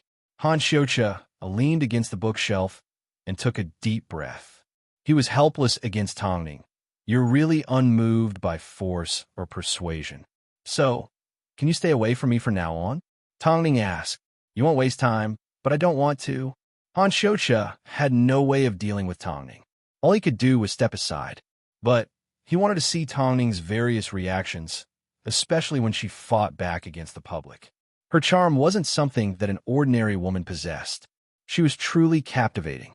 As soon as she stepped out of the library, Tongning sensed that the people around her were looking at her differently. Even though she had already expected this moment, she couldn't help but sigh. It's this whore. Do you know? There are a few lives on his back. Did she come here because she couldn't survive in the East? How disgusting. The UK should stop such people from entering the country. I'm really surprised. Oriental women are all so dirty. Wherever Tongning went, people would point and gossip about her. It was only a matter of time before her identity was revealed. So, Tongning pretended not to hear anything. After all, she had nothing to fear. To make things worse, Tongning's identity was posted on the school's bulletin board. On the bulletin board, the entire page was filled with news about her in Beijing. They couldn't survive in that rotten place, so they came to England. Is our country a refugee shelter? Hey, bitch, go back to your slums. Faced with such harsh insults, Tongning remained unmoved. In fact, some of them even wanted to make a move on her. But they were scared off by the bodyguards following behind her. Faced with this harsh environment, Tongning pretended not to notice.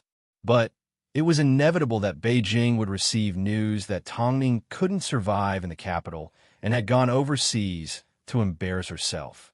There were whole pages of newspapers and magazines about her being hung on the bulletin board at the English school. After seeing this, Long Jie was so angry that she slammed her hands on the table and stood up. These reporters have gone too far.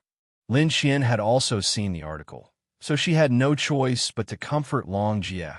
Although we are angry, we have no choice but to swallow our anger. After all, Ning Jie is currently overseas. I've had enough. That fake Tongning is stepping all over Tongning's head. If I don't teach her a lesson, does she want to replace her? Even President Mo isn't anxious. Why can't you keep your cool? President Mo has been shuttling between the two countries. He knows Ning Jie's current situation better than anyone, yet he hasn't made a move yet. All we can do is wait. Sai, why are my days so useless? Lin Xian understood that Long Jie was trying to help Tongning, but Tongning wasn't the type of person to take things lying down. The school seemed to have noticed Tongning's reaction, so they invited her to their office. Miss Tang, can you explain to us the origin of these rumors? In order not to damage the school's reputation, you have the responsibility to give us a clear explanation. Otherwise, we can only expel you. Tongning looked at the newspaper in the headmaster's hands and said politely, Sir, this is my private life, and my privacy has been violated. Shouldn't you be investigating the culprit? I am the victim. Do you understand? The headmaster rubbed his nose and did not respond. Headmaster, you've seen my influence. Although it's not positive, I still maintain a high level of attention. So, if the school doesn't give me an explanation, then I will have no choice but to reveal the fact that you and the professors are discriminating against Asians. When that time comes, even if both sides suffer, I will not hesitate. The headmaster was helpless. He never expected Tongning to be so eloquent. As an adult, I trust the school will uphold justice for me. Otherwise, I will have no choice but to act recklessly. The headmaster weighed his options and finally agreed to Tongning's request. Okay, I will give you an explanation and clean up the school's bulletin board. But you need to be mindful of your actions. Don't talk back to the professors again. I'm sorry, headmaster. Mutual respect is one of my principles. After speaking, Tongning left the headmaster's office. It seemed there were a lot of people waiting for Tongning to drop out of school.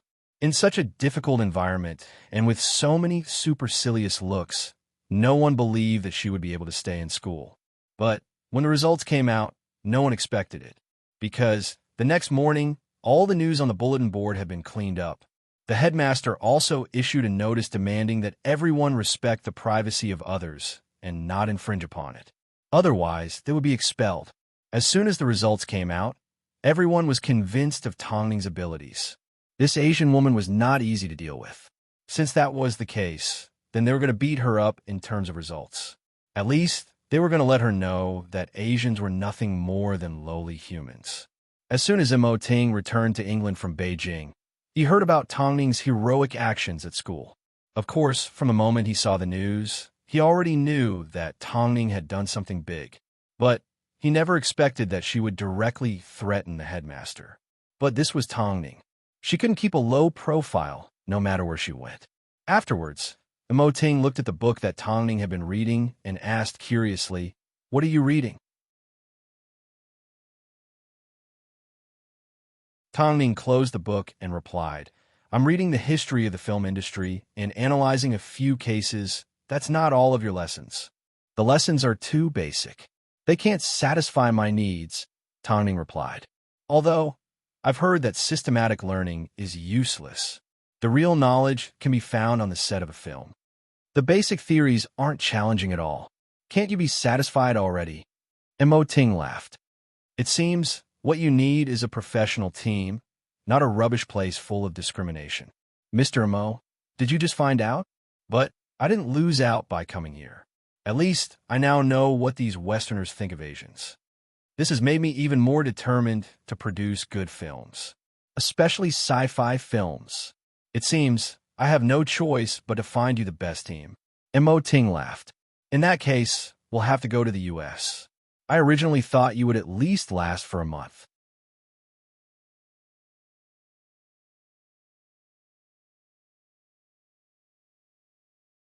Chapter 1009. So, from the next day onwards, Han Xiuqia did not see Tongning at school. He asked the school why Tongning didn't attend classes, but he later found out that Tongning dropped out of her own accord. Tongning dropped out of school. Han Xiuqia never expected Tongning's thoughts to change so much. If she knew things would turn out like this, she wouldn't have acted like she wanted to fight against the entire world. But it made sense. Back in Beijing, she already couldn't handle public opinion. Even overseas, she was still the same. She was still afraid, so she hid. Han Xiuqia suddenly felt a little angry. Was the woman that he had been paying attention to for so long actually someone like this? No, he didn't want to believe it, but it was the truth that Tongning had left England. Han Xiuqia was disappointed. How did the legendary Tongning turn out like this? No, that's not right. Han Xiuqia felt insulted. Did you guys know that the bitch from China dropped out of her own accord? Asians are cowards. Her reputation is so bad. If I was her, I wouldn't be able to stay here either." Hearing the discussions around him, Han Xiuqia threw away the documents in his hands, booked the earliest flight, and rushed back to Beijing. As soon as Han Xiuqia returned to Beijing, he asked his manager, "Has Tongning returned to Beijing?" "I haven't heard," the manager replied. "Then, she must be hiding." Han Xiuqia was furious. He suddenly felt like his mental state had been a waste. But at this time, a commercial featuring a replica of Tongning was playing on the television. As soon as Han Xiuqia saw it, his interest was piqued. "I want this woman's contact details." Han Xiuqia, are you serious? Just because you can't catch up to Tongning, you're going to look for a defective product? You don't understand. I looked for this woman because I wanted to prove that Tongning is nothing special. The manager was confused by Han Xiuqia's thoughts. Previously, he was so interested in Tongning, but now, he hated her to the bone. What was he thinking? "Xiuqia, I think you should see a psychologist." "I know what I'm doing." Han Xiuqia waved his hand calmly. Just do as I say. The woman that he had been paying attention to for so long turned out to be nothing more than a golden lit. Of course, he would fly into a rage out of humiliation. It was as if he had found a delicious piece of chocolate, but when he ate it, he realized that it was just a pile of shit. This was equivalent to admitting that he was stupid. Tong Ning is simply a coward. If it wasn't for Mo Ting, she would be nothing. Meanwhile, in the U.S., Tong Ning had no idea that she had accidentally provoked someone. After all, she didn't care about Han Xiuqia at all. After the couple brought Yin Air to America, they immediately moved into the manor. Meanwhile, Mo Ting arranged for her to meet with a famous director that Hai Rui would be working with as soon as possible. To avoid attracting attention from the media, the couple kept a lower profile compared to when they were in England. To avoid being recognized, Tong Ning disguised herself every day. Afterwards, Tong Ning and Nzaheo spoke on the phone. After Nzaheo understood her intentions, he laughed that she should have contacted him earlier so he could introduce her to a good sci-fi director. You're too demanding on yourself. Why do you have to personally understand every aspect of film production? If I don't have any demands on myself, would you watch the things that I produce? That's enough. I can't win against you in an argument. Since President Mo has already made arrangements, you should focus on studying, and Zaheo smiled. Even without you around, Beijing is still causing quite a bit of news. Plus, I can tell that Superstar Media is struggling while you're gone. Are you really going to sit back and do nothing? Since I've already handed Superstar Media to Long Jie, how am I going to treat her when I get involved? If it's convenient for you, you can stay by my side and give her some pointers. I don't need you to tell me that. And Zaheo sighed before he said, without you around, the entertainment industry has become a lot more boring. Is it because there's no news that can entertain me? It's because there are too many bad people out there that need you to come back and suppress them. Tong Ning smiled and replied with a deeper meaning, I'm simply someone that has been abandoned by the entertainment industry. That's enough. It's been a few years, yet you're still being polite to me? Come back soon. I'm waiting to see the results of the Ant Queen. After speaking, Nzaheo hung up the phone. Meanwhile, Tong Ning looked helplessly at Mo Ting, who was carrying his daughter. With Superstar Media's current situation, shouldn't Lu Che help them out in secret? Long Jie has a lot of pride, so I'm sure she doesn't want Lu Che to help her out in the open. But we agreed that Superstar Media has nothing to do with you anymore, Mo Ting said as he looked at Tong Ning. Since you've made your decision, you should learn to let go. Long Jie also needs to grow up. After a moment of thought, Tong Ning nodded her head. That's right. I'll listen to you. In reality, Superstar Media was currently facing a huge problem. After Tong Ning left, no matter how hard Long Jie tried, she couldn't create the same explosive news that she did when Tong Ning was around. Plus, the artists that she recently signed were all like Han Xiuqia. They either didn't care about their development or were useless. Am I useless? Long Jie asked the pregnant Lin Xian. Why is it that when Tong Ning is doing the same thing, it's not the same for me? Lin Xian patted Long Jie on the shoulder and comforted, You're putting too much pressure on yourself. You've already done enough. Is Long Jie so troubled because I'm disobedient? After arriving at Superstar Media, Han Xiuqia didn't see Long Jie in his office, so he guessed that she was enjoying the scenery from the balcony. But he never expected that Lin Xian would also be there. I haven't asked you yet. Why did you go to England? I went to see Tong Ning, Han Xiuqia shrugged. But I returned after she left the university. Who told her to be so famous that I missed her in the past? Since you're back, you should focus on your development and stop messing around. Speaking of which, I have a suggestion.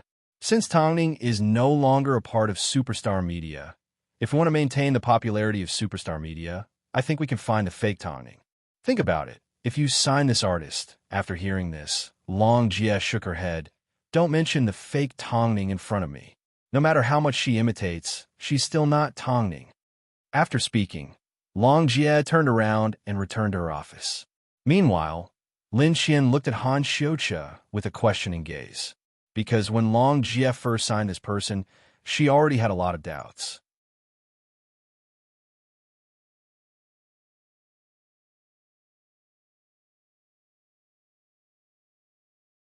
Chapter 1010.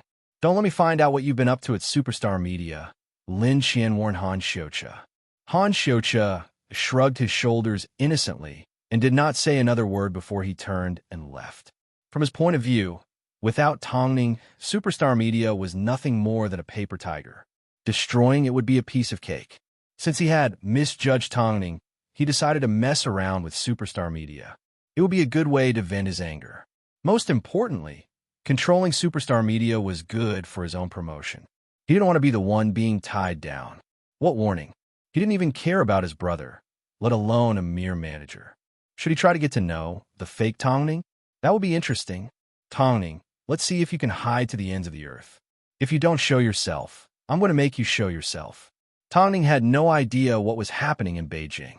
It wasn't easy for her to meet with the famous American sci-fi director, the legendary father of sci-fi. After understanding Tongning's intentions, the man in his early 60s felt her thoughts were ridiculous. It's not easy to produce a good sci-fi film, especially since the East is so far away from it.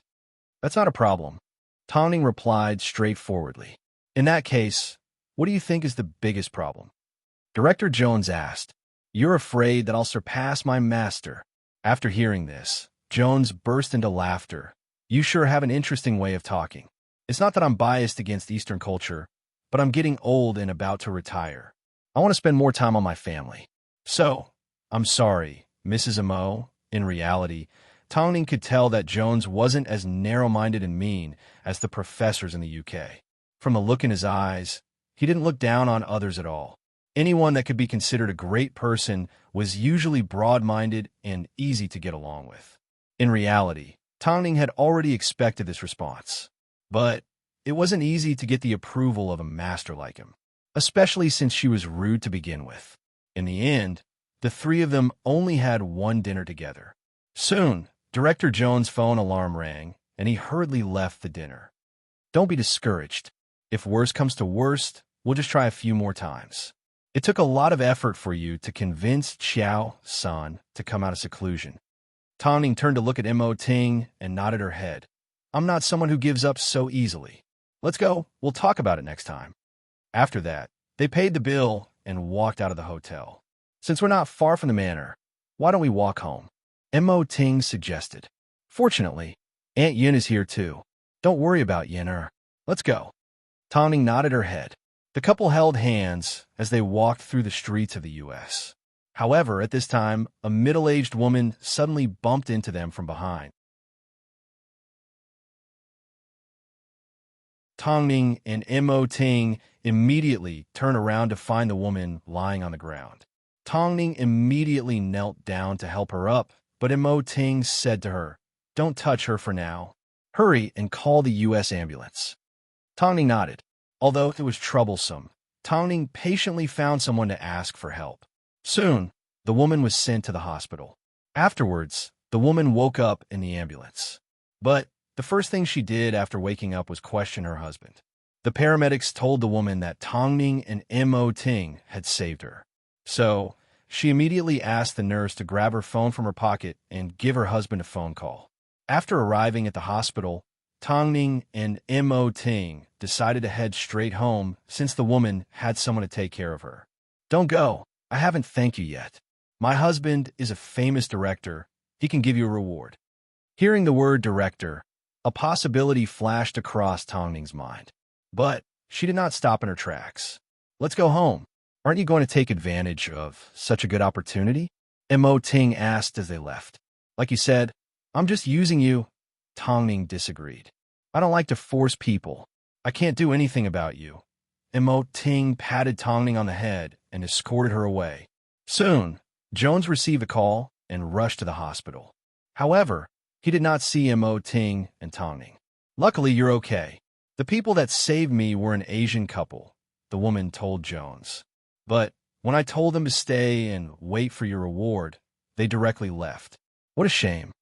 After hearing from his wife, Jones had a rough idea of who the Asian couple were. How could it be them? Do you know them? Yes, I met them tonight. But since they saved you, I'm sure they know who you are and will come looking for me. He didn't believe that Tongning would miss out on such a good opportunity. After all, This was his wife's savior. It was supposed to be a simple matter, but because they had met before, Jones had a misunderstanding. If you see them, you need to thank them properly. Okay, I will. Jones nodded his head in agreement. But after waiting for a good few days, Tongning and Mo Ting still hadn't shown up. Could it be that they still hadn't decided how big of a request they were going to make? In reality, to avoid suspicion, Tongning had already decided to look for another director. She knew that if she took the initiative to look for Jones under these circumstances, he would definitely feel uncomfortable. Think about it carefully. Other directors may not be as easy to talk to as Jones. What else can I do? Tongning shrugged helplessly. No matter how difficult it is, I still need to give it a try.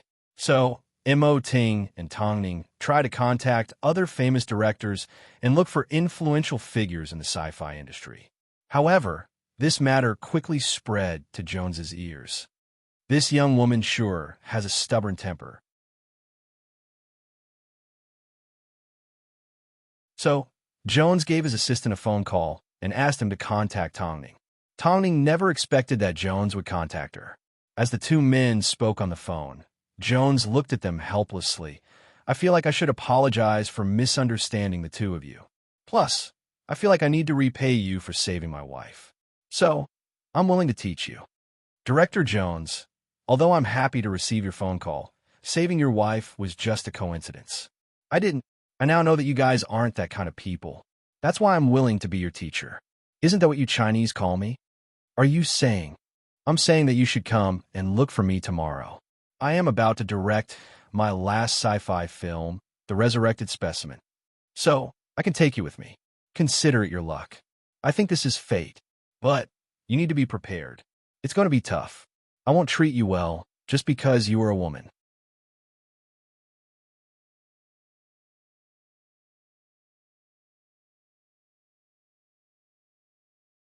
Chapter 1011. Don't worry, I can take hardships, Tongning replied. It's up to me to decide whether you can endure hardships or not. However, there's a saying in the East called last disciple. At my age, it's a trend. I hope you can live up to my expectations. After speaking, Director Jones hung up the phone. Afterwards, Tongning looked at Mo Ting with a smile. Success. Mo Ting nodded his head and placed a kiss on her forehead. From now on, you need to work even harder. I know. As a result, after Tongning went to the U.S., she once again went missing. But no one expected, this time, she became the disciple of a world-class director. As there was no news of Tongning, there were many different versions of the story. The main one was that Tongning couldn't survive anywhere. She was chased out in Beijing and ostracized in England. Where else could she go? She was now nothing but a rat on the street. No one expected that she had already risen to the top of the world, all because she wanted to produce a sci-fi film. While she was the disciple of Director Jones, she didn't care about her image at all. In order not to be recognized, she wore a hat and glasses all day long and accepted any job she did. Mo Ting continued to fly around the world. However, even Long Jie and the others had no idea about Tongning. Lu Che tried to ask Mo Ting about it, but Mo Ting simply replied, "Why are you asking so many questions? It's because the rumors about the madam are too bad." Lu Che explained. Actually, this was exactly what Long Jie wanted to know. But how could he hide his thoughts from President Mo? Take care of yourself. When you have time, visit Superstar Media more often. Mo Ting thought he had already hinted enough. If Lu Che couldn't even understand this, then he wasn't fit to be Mo Ting's assistant. I understand. Lu Che understood immediately. In reality, he had wanted to help his wife for a long time, but he never received Mo Ting's permission. But now, even with Mo Ting's permission, he couldn't do it in the open because it would hurt Long Jie's pride. News of Tongning's incident spread like wildfire in Beijing. But even so, Tongning had no intention of explaining herself. This made Han Xiuqia even more certain that Tongning didn't live up to her reputation. I like to see if a coward like you would show up if something happens to Superstar Media.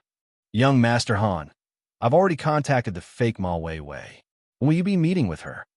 Han Zhouli's manager asked unwillingly. The sooner, the better. I really want to know how Tongning would feel if Superstar Media fell into the hands of the fake Tongning. A few days ago, he was so worried about her. Now, he's trying to deal with her. It's hard to guess what a man is thinking. The manager mumbled before he grabbed his phone and left the apartment. She felt like she couldn't take it anymore. Who wouldn't fall sick when faced with such a sensitive artist?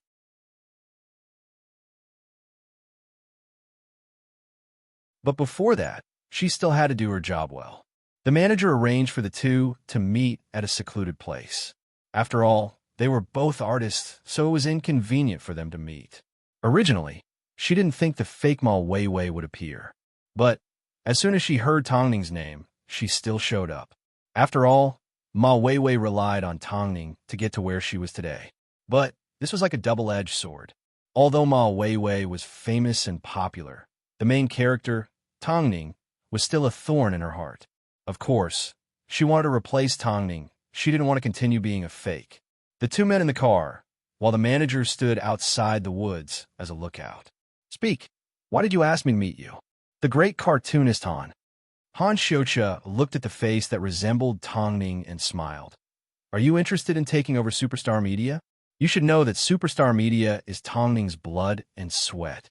If you can take over Superstar Media, the topic will definitely explode. After hearing Han Xiucha's words, Ma Weiwei smiled with a hint of ridicule. Are you trying to betray your agency? Simply tell me if you're interested. I don't want to discuss anything else. Han Xiucha replied straightforwardly. Right now, all you can do is rely on the fact that you have a face similar to Tongning's. You may be famous at the moment, but you don't have anything to show for it. So, your foundation isn't stable, and you could become an abandoned chess piece at any time. Think about it. If we work together and take over Superstar Media, the situation will be different. How are we supposed to take over Superstar Media? Ma Weiwei asked. Don't forget, Tongning may not be in charge of Superstar Media anymore, but Longman isn't easy to deal with either. Plus, her husband is the assistant of the CEO of Hairue. Longman isn't hard to deal with, Han Xiucha said confidently. As for you, you don't need to do anything. I will hand Superstar Media over to you. You just need to remember, if you have any benefits in the future, think of me first. Ma Weiwei treated Han Xiucha like a lunatic. Okay, if you really hand Superstar Media over to me, I would be more than happy. After all, she never expected Han Xiucha to succeed. So, her meeting with Han Xiucha today was merely a way to get some fresh air. After all, she did covet the fame and status that Tongning once had. But Superstar Media, she didn't dare to think about it. No one could become a fatty in one go. She, Ma Weiwei, was bound to be more dazzling than Tongning one day. After their conversation, Ma Weiwei left first. At this time, her manager asked Han Xiucha, "What deal did you make with Ma Weiwei?" "You simply made a new friend. Why are you in such a rush?" Ma Weiwei's manager took a deep breath.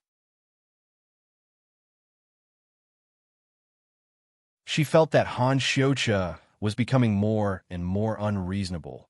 Wouldn't it be great if you put all your energy into drawing comics? You don't understand, Han Xiucha said as he chewed on a piece of gum. I love seeing Tongning fight back, but at the same time, act like a coward. If Superstar Media is taken away, guess what expression she'll have on her face? I don't understand. All I know is, if you truly like Tongning, then everything you've done today is hurting her. You're becoming more and more annoying. Han Xiucha completely ignored his manager's advice. I could do whatever I want. Even my brother can't control me, let alone you. Just wait and watch a good show.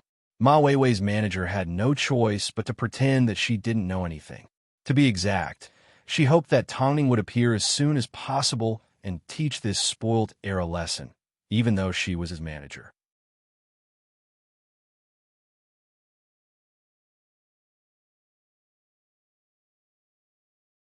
Chapter 10-12. Meanwhile, Tongning had been on set with Director Jones for an entire month. At times, she would return home with burns all over her body. Although Mo Ting's heart ached, he was happy for Tongning when he saw that she was doing well. Because of Tongning's needs, the post-production of The Ant Queen was secretly moved to the U.S. After all, Tongning had improved a lot, especially with the guidance and support of the father of sci-fi. While she was studying with Director Jones, a lot of big-name companies approached Director Jones to invite him to participate in the production of a sci-fi film in Beijing. But he rejected every single one of them.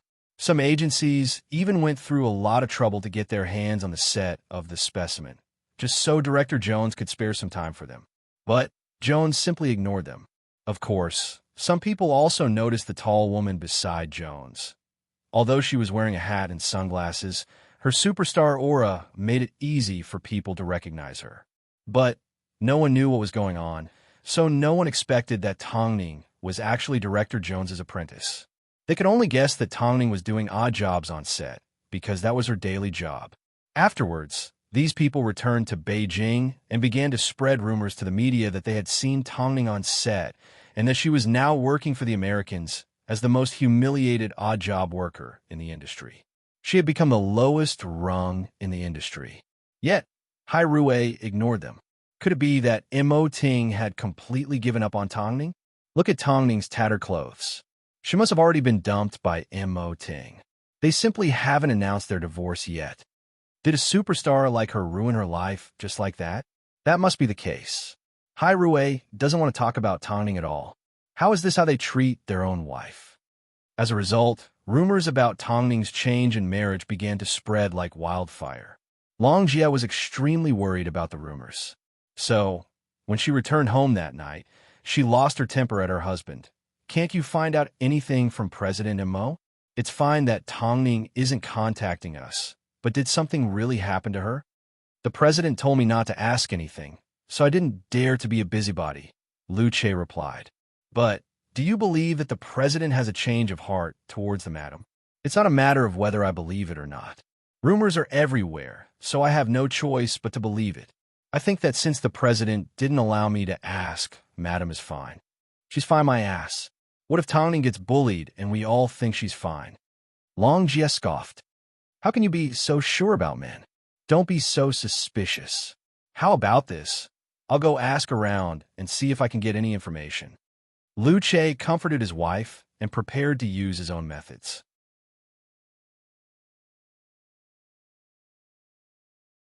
But Tongning's relationship with Director Jones was extremely low profile, so no one knew about it. As a result, Lu Che could only return in low spirits. How I wish Madam could come back now. Lu Che wasn't the only one who noticed how anxious Long Jie was. Even Han Xiuqia noticed.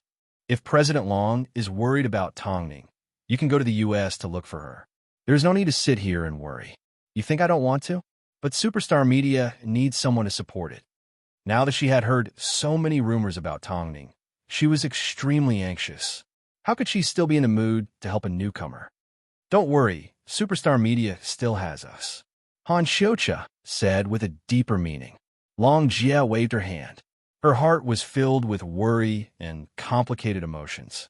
But this time, Mo Ting had passed on Long Jie's worries, so Tongning decided to help her calm down.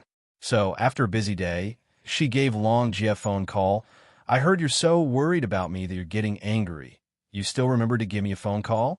Do you know how bad the rumors in Beijing are? They've even started to talk about you and the president's divorce. Do you believe them? Tongning raised an eyebrow. Don't worry, I'm doing well. You simply need to believe in me. Are you sure? What do you mean by running errands for an American? It's just a rumor that someone from Beijing came to look for a master to direct a film and accidentally saw it. I'm indeed running errands, but I'm not that errands. You just need to know that, master. I've been accepted by Director Jones as my master. I'm currently learning how to produce sci-fi films, Tongning replied. Are you referring to the father of sci-fi, Jones? Uh-huh, Tongning nodded. After hearing this, Long Jie suddenly became excited. Haha, I knew you wouldn't be Tongning if you didn't stir up some trouble. I never expected you to be accepted by a master without a word. Quick, tell me about your adventure in the U.S. I don't have time to talk to you. Either way, you need to trust me. I will be back very soon. But you can't tell anyone that I'm Director Jones' apprentice, not even Lu Che. Maintain a sense of mystery. That way, we'll have a good show to watch in the future. Long Jie was so excited that she started kicking her legs. Okay, I understand. I promise I won't tell anyone. Not even Lu Che or Lin Qian. I'll focus on waiting for your return. Since you're reassured, focus on managing superstar media's artists. Tang Ming instructed. Even if I'm not around, you can't let anyone take advantage of you. Understood. Since she was able to talk to Tang Ning, the stone in her heart naturally fell off. Not only was Tang Ning not as pitiful as the rumors said, she had also become a master's disciple. Just this identity alone was enough to blind people's eyes. She was simply waiting for Tang Ning's return. As a result, Long Jie's attitude towards superstar media changed. This made Han Xiuqia a little suspicious. Long Jie, are you no longer worried about Tang Ning? Why have you been so focused on work these past few days? Long Jie lifted her head and looked at Han Xiuqia. She then replied, It's because I've thought it through. Whatever Tang Ning does on the outside is her choice, and I have no right to interfere. Since I've taken over superstar media, I have a responsibility to continue developing it. So, I've decided to focus on training all of you to become superstars. I thought you contacted Tang Ning and she was coming back. I knew it. With all the bad rumors about her, she wouldn't want to show her face. Just ignore the news. Let's not talk about Tang Ning. How long have you been preparing for your new comic? Is it ready? Long Jie asked. I'm looking forward to it. In that case, keep looking forward to it. It's going to be spectacular. Han Xiuqia replied. As for how spectacular it was, Long Jie was waiting to see. It was definitely going to surprise her.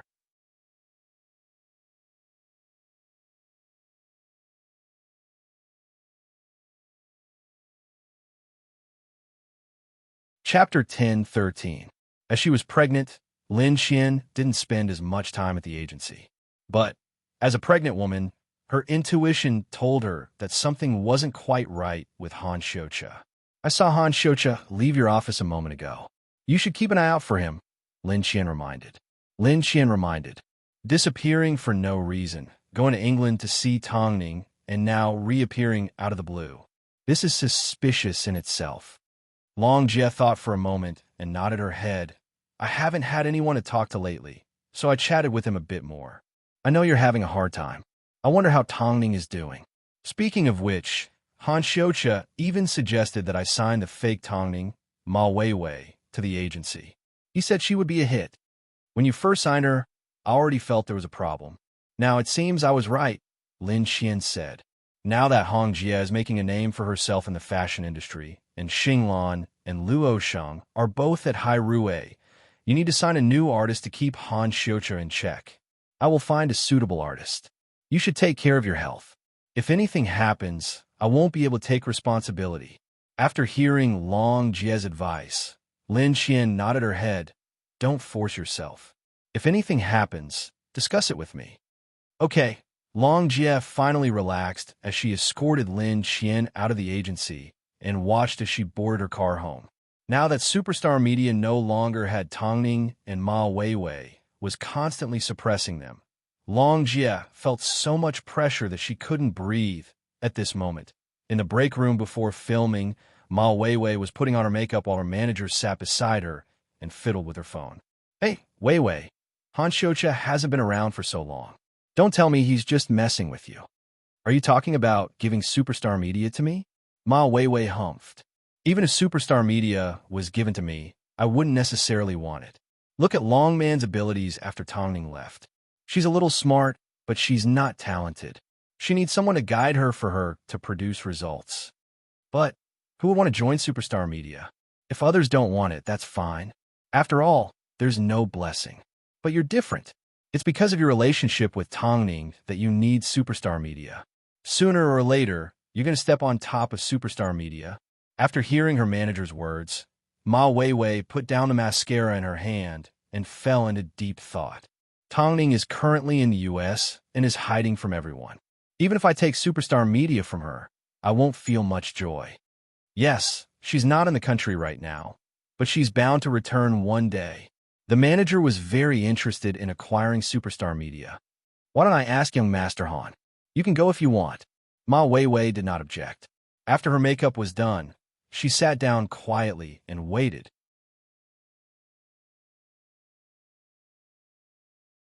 But Luo Yinghong's fashion show was taking place in the studio next door, and Ma Weiwei's waiting room was only one wall away. Ma Weiwei had no idea that Luo Yinghong had just stepped out from next door when the staff arrived to notify her. "Sister Hong, I've heard so much about you. Why don't you have an assistant with you?" Ma Weiwei asked, even though she already knew the answer. "Because I don't need one," Luo Yinghong replied with a smile. "You, on the other hand, need to hire a few more. After all, you're following in Tongning's footsteps and making a lot of enemies.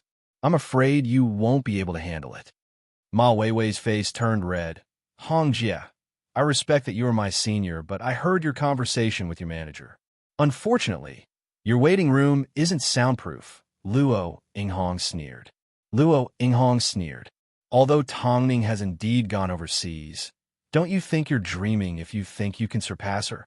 She's merely an artist that's past her prime. Why are you in such a rush to protect her? Could it be that you don't know what times have changed means?"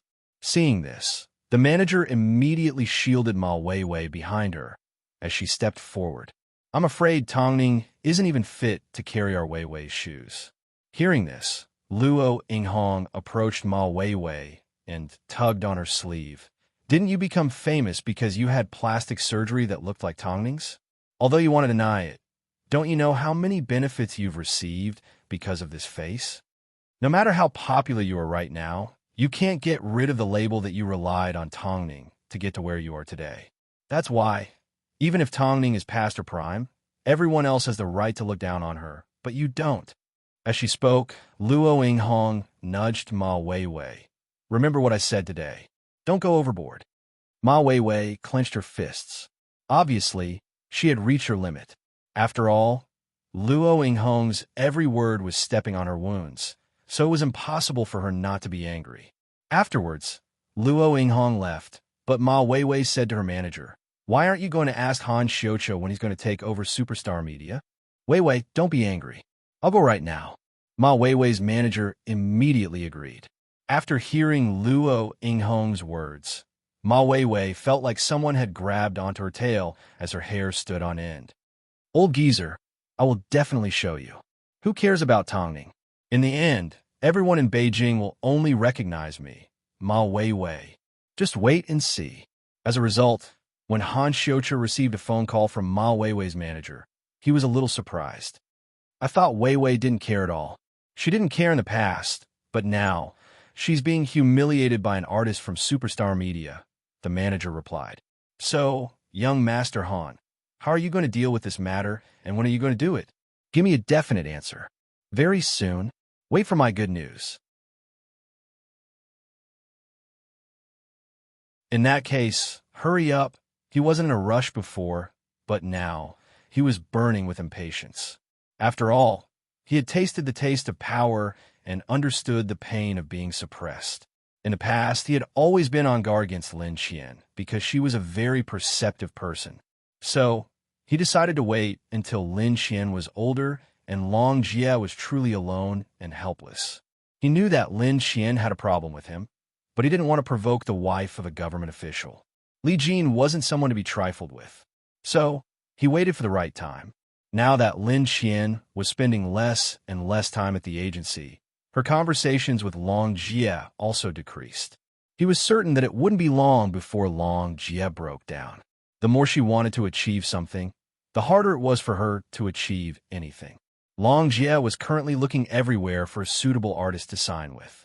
But without Tongning, who would be willing to do it? Superstar Media's glory days were already over.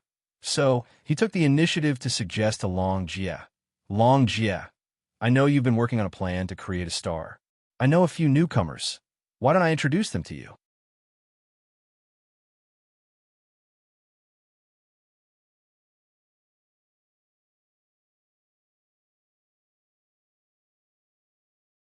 Chapter 10:14. What kind of newcomers? Long Jie asked. "You should know that I have very high standards. You'll know when you meet them." Han Xiuqiu deliberately kept Long Jie in suspense, but he still gave Long Jie a glimmer of hope. Long Jie knew that Lin Qian had warned her, but she had no other choice. As long as it could help Superstar Media live a little better, she would do her best. "In that case, Let's meet them. Okay. Han Xiuqia was overly enthusiastic about this matter, so Long Jie was wary of him. But she couldn't resist his temptation. So Long Jie did not discuss this matter with Lin Qian because Lin Qian's pregnancy was starting to show, so she didn't need to worry too much. A few days later, Han Xiuqia arrived at Superstar Media with a few newcomers. When Long Jie saw them and noticed that they were a group, she was a little tempted. Plus, their appearance, aura, and background were all good. So, Long Jie predicted that as long as they were packaged properly, they would definitely be a hit. What do you think? Are you satisfied? Han Xiuqia smiled. My juniors from the art school are all good, so I introduced them to Superstar Media. That's true. Long Jie nodded. I'm counting on them to make me proud. Don't worry, they're really outstanding. After all, Han Xiuqia wasn't the only one who could decide whether they were outstanding or not.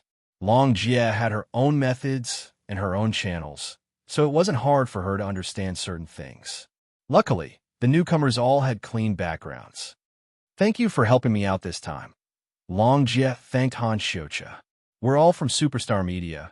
There's no need to be so polite. Han Xiuqia was extremely generous, but the smile on his face after he turned around had a deeper meaning. I'll personally take care of these people. I believe in your abilities. The reason why Long Jie wanted to guide them personally was because she had her doubts. Plus, it would be difficult to supervise them. Therefore, after signing these people, she needed to train them. However, she never expected that this would be the beginning of her misfortune. During her time on the set of The Specimen, Tongning learned a lot. Meanwhile, Jones was extremely meticulous. He knew that Tongning was talented in this area, so he couldn't wait to pass on everything he knew to her so she could be successful in sci-fi. So, gradually, the crew began to realize that Tongning wasn't just an errand boy, she was actually Jones' disciple. And most of them had criticized this person who did odd jobs all day long. Now that he thought about it, he felt a chill run down his spine. Most importantly, Tongning witnessed the professionalism of Western actors. Indeed, for the sake of their roles, they were willing to put on weight, lose weight, be sloppy, and struggle at will. This was something that the Eastern entertainment industry lacked. Tongning, I've interacted with plenty of Asians in the past.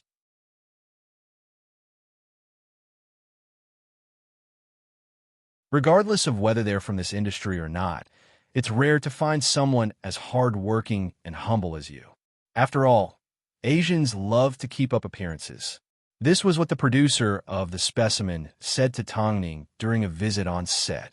So, after seeing how hard you work every day to learn how to film and how you even have to make a cameo appearance, I really want to ask you, do you want to come to Hollywood to develop your career? I've heard about what happened to you in the East, and I don't think you deserve the treatment you've received. I've also seen the films you've appeared in.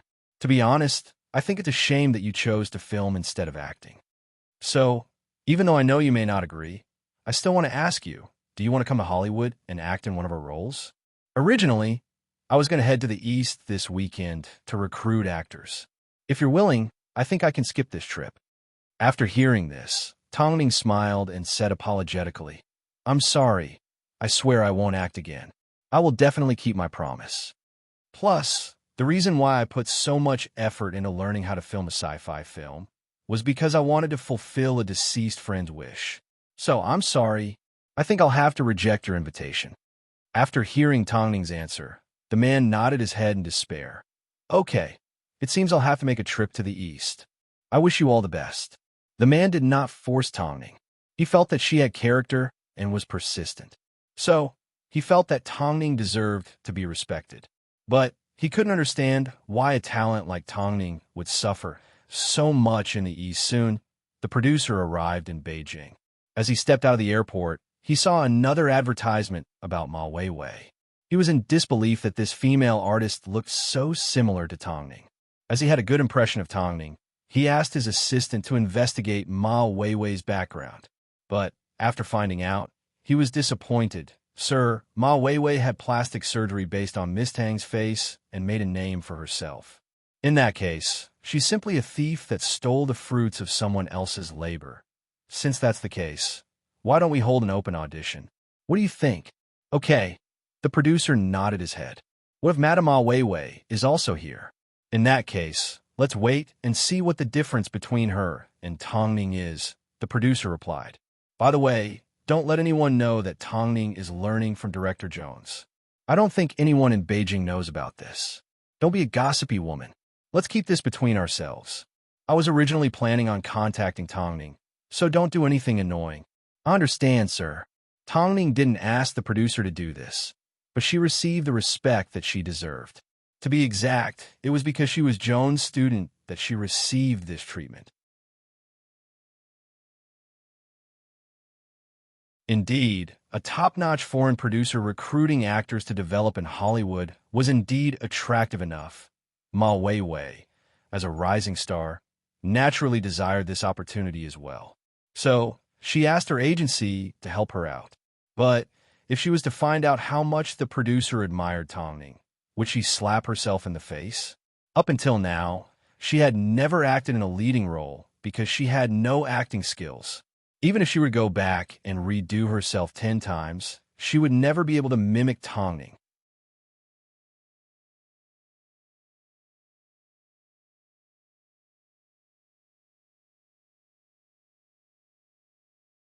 Chapter 10:15. Weiwei, the agency has notified me that you've received an audition.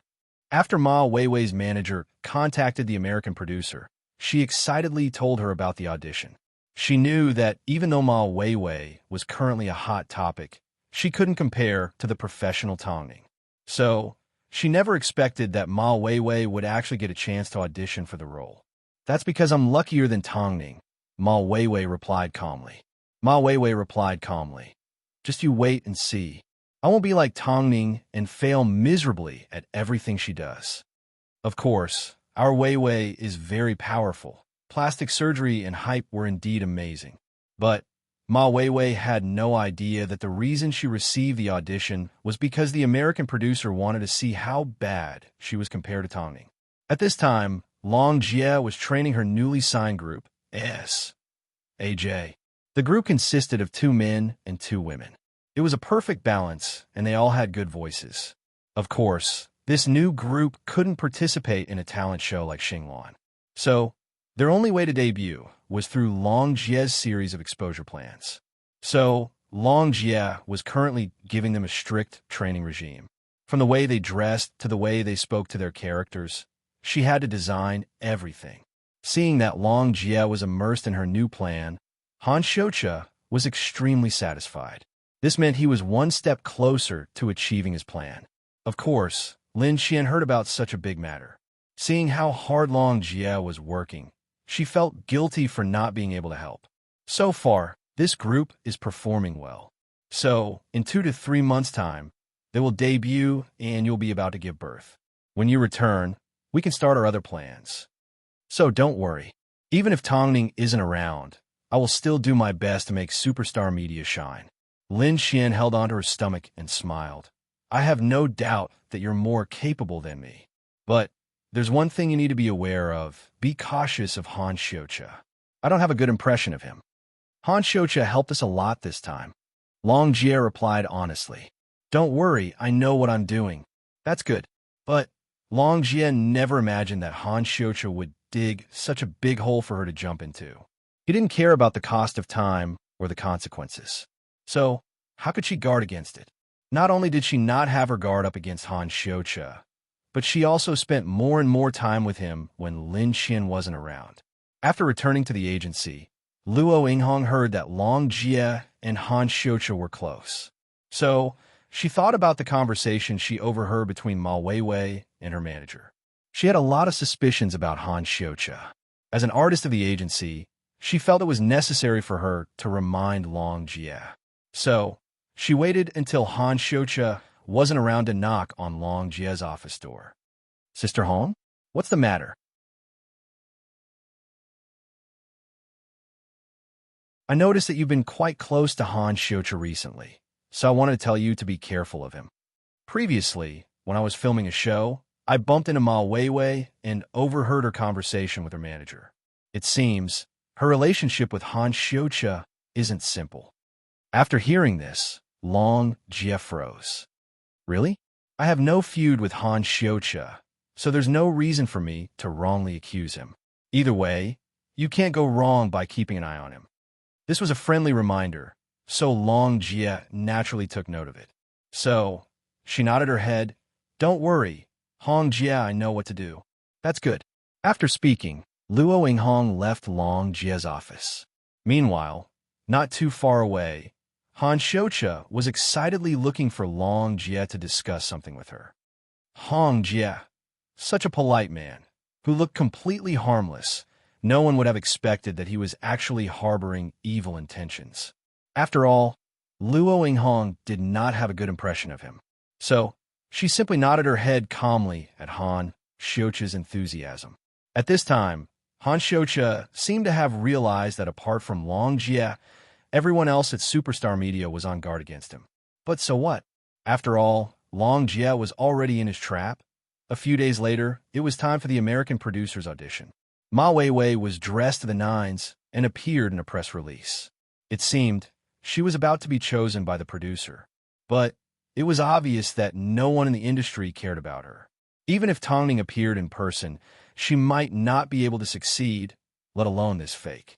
Apart from using Tongning to advance, what else could she do? Act. How could she? In this world, not everyone was as talented as Tongning. Ma Weiwei was well aware of her current status. But if she looked down on herself, who would give her the respect that she wanted? What was even stranger was the fact that Ma Weiwei was placed in the first position for the audition. The producer's motive was simple. He wanted her to see if she could do it. If she couldn't, he would simply dismiss her. Otherwise, he would continue to hold onto his expectations and be unfair to the other actors. Weiwei, you can definitely do it. Go ahead. Ma Weiwei's manager encouraged. But everyone knew that Ma Weiwei didn't have any acting skills. Ma Weiwei saw through everyone's underestimation. But she still felt that if Tongning could do it, she could too.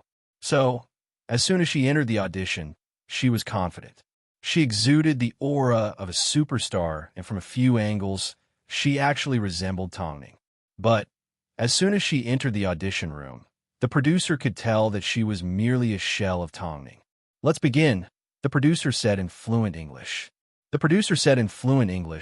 Play the role that you think you're best at, or play the scene. A few of the accompanying staff were looking forward to it very much. After all, they had all witnessed Tongning's amazing acting skills.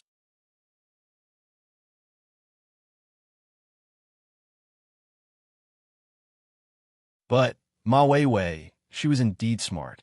She knew how to use crying and hysterical scenes to move the hearts of the audience. However, in the few minutes that she was acting, the producer was completely at a loss. Miss Ma, I'm sorry to tell you that with your acting skills, you don't even have the right to act as a corpse. As I expected, a good imitation is just a good imitation. You don't have a single bit of Tongning's charm. I shouldn't have wasted my time. The producer lowered his head, trying to comfort himself. That's enough. Let's move on to the next one. Ma Weiwei stood there awkwardly. She never expected that she would receive such a merciless blow on her first try. Get out. Do you know how you managed to pass the audition with your acting skills? It's because you resemble Tongning. The producer wanted to give you a chance because of Tongning, but reality has proven that giving you a chance is the biggest insult to Tongning. The staff accompanying the producer told Ma Weiwei.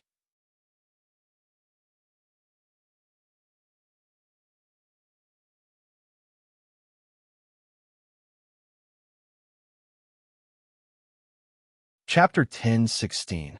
Ma Weiwei opened her mouth to refute, but she didn't forget her identity. If she dared to provoke an American producer in public, she wouldn't be able to survive in the entertainment industry anymore. So, even though she was humiliated like this, she had to endure it. Not only that, when she left the audition room, she had to hold her head high and be as confident and calm as when she first entered. Her manager immediately ran over and asked with a smile, "How did it go?" The other artists around them pricked up their ears as they looked at Ma Weiwei mockingly. They knew that if Ma Weiwei was selected, the American blockbusters would be set back 30 years. But Ma Weiwei cared about her reputation. The director said I wasn't bad. Not bad. Ma Weiwei didn't even blush or feel her heart palpitate when she lied. After hearing this, her manager's smile became even brighter. I knew you could do it. Weiwei, you are a genius. Ha ha. Did I hear that right?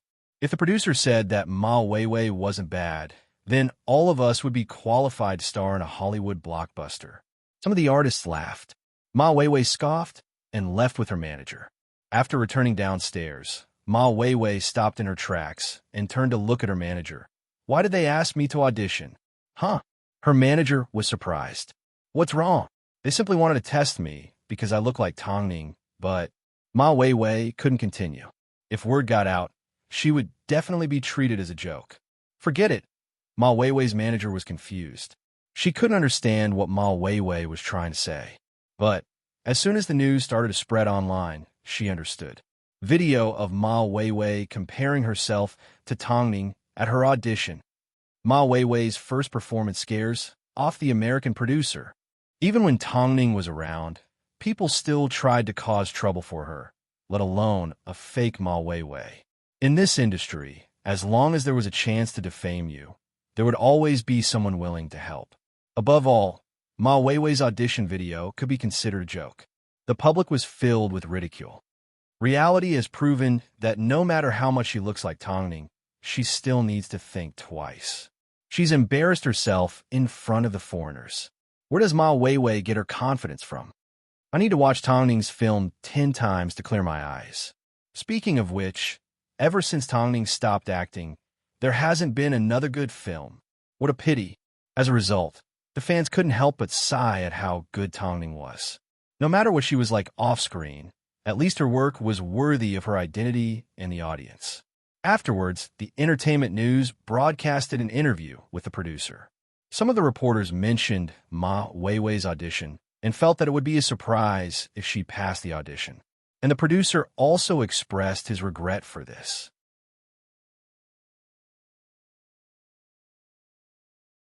I must admit, Miss Ma is very similar to your actress, Tongning. That's why I had my hopes up.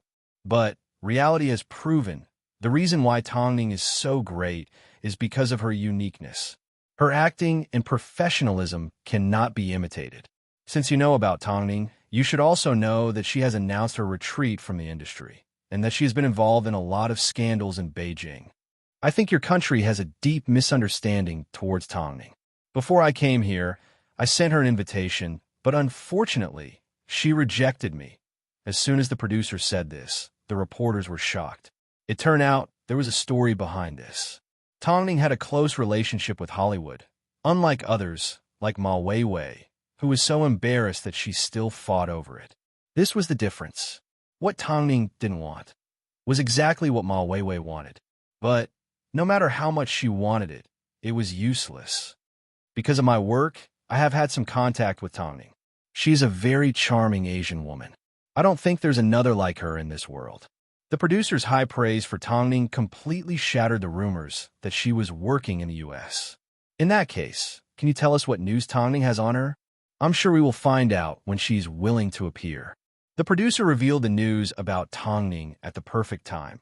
It was enough to keep everyone in suspense. If even such a famous producer rejected her, it seemed the public had a deep misunderstanding towards Tongning in the U.S. Plus, Tongning is a Beijing citizen. Why are you asking me? The reporters felt a little awkward. After all, when Tongning first announced her retreat from the industry, her relationship with them was like fire and water. Above all, they had no idea what Tongning was doing overseas. Their misunderstanding of her was caused by someone else. In fact, everyone felt that Tongning was just a has-been artist that someone would replace her sooner or later. After a while, who would care about Tongning or Li Ning anymore? No one expected that Tongning's matter would be brought up again. As for Ma Weiwei, she could only treat it as a joke. Perhaps she also wanted to turn the page. When Ma Weiwei and Han Xiuqia met again, Ma Weiwei took the initiative. Didn't you say you were going to make a move on Superstar Media? Why haven't you done anything yet? Ma Weiwei, do you think everyone at Superstar Media is easy to deal with? You don't put in any effort and simply sit back and enjoy the fruits of others' labor. Why do you have to ask me? Ma Weiwei calmed down and looked at Han Xiuqia. Have you seen the recent news? Do you know how much I've been laughed at?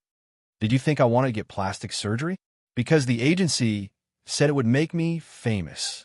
Otherwise, who would want to be a fake Tongning? Don't you think I'm disgusted to have the same face as her?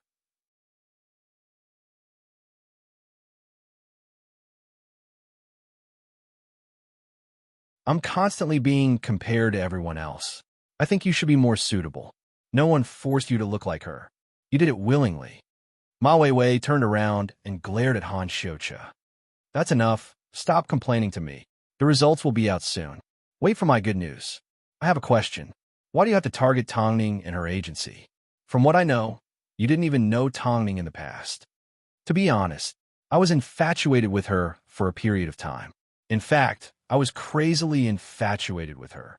But she was too fake. I was furious.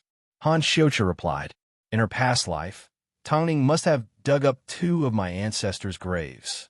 Ma Weiwei laughed in ridicule. Forget it. I'll wait for your good news.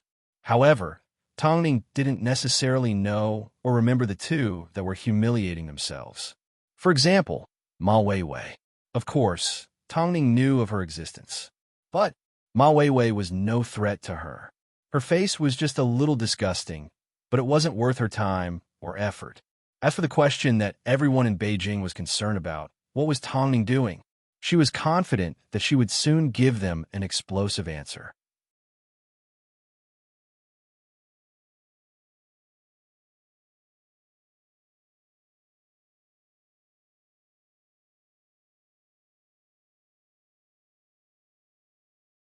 Chapter 1017. Currently, the most important thing for Long Jie was S training. After a series of training sessions, Long Jie felt that everyone in the group was presentable. So, she decided it was time to move on to the next step of the promotional campaign. A new group had no popularity, no fame, and nothing at all. If they couldn't even become a topic of conversation, then they would be a complete waste of resources. Above all, she had poured everything she had into this group. Without Tongning around, Superstar Media's capabilities would be questioned. This would put a lot of pressure on Long Jie. But Long Jie did not back down. She used all the resources she had and helped the 4 girls record a dance video and upload it online. The title of the video was New Dance King Group. Fight if you're not happy. As the title contained a provocative tone, a lot of people clicked on the video to watch it in ridicule. They want to know who had the guts to do this. But after clicking on the video, the audience's anger was diverted by the handsome men and beautiful women in the video. Plus, the girls were talented, so the effect of the video exceeded everyone's expectations.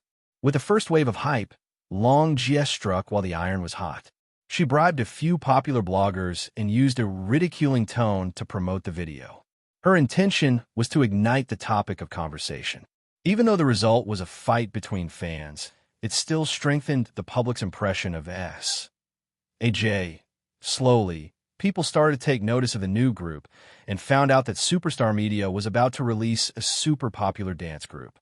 Afterwards, Long Jie focused most of her promotional efforts on the younger generation and students. Her positioning was accurate. Since it was a dance group, they had to be responsible for looking good and acting cool. Slowly, S.A.J. established his own fan club on campus and had a fixed number of fans following him. After tasting the sweetness in Long Jie's hands, the others were a lot more convinced of Long Jie's abilities. At the same time, there was a strange atmosphere amongst the group. But Long Jie was too busy trying to find resources and events to notice. Seeing how hard Long Jie was working, Xinglan, as a member of Superstar Media, naturally wanted to help Long Jie guide the newcomers. After all, the first stop of her concert tour was going to be Beijing. When that time came, it was reasonable for her to invite S.A.J. to perform. But Xinglan was currently the queen of Hai Rui and had nothing to do with Superstar Media. At a time like this, Xinglan's manager did not agree with Xinglan's decision. Firstly, Hai Rui still had no idea what Long Jie's new group, S.A.J. was like. It wasn't easy for Xinglan to get to this point, so she couldn't afford to make any mistakes. So, Xinglan's manager did not agree with Xinglan's suggestion. Long Jie understood Xinglan's manager's concerns.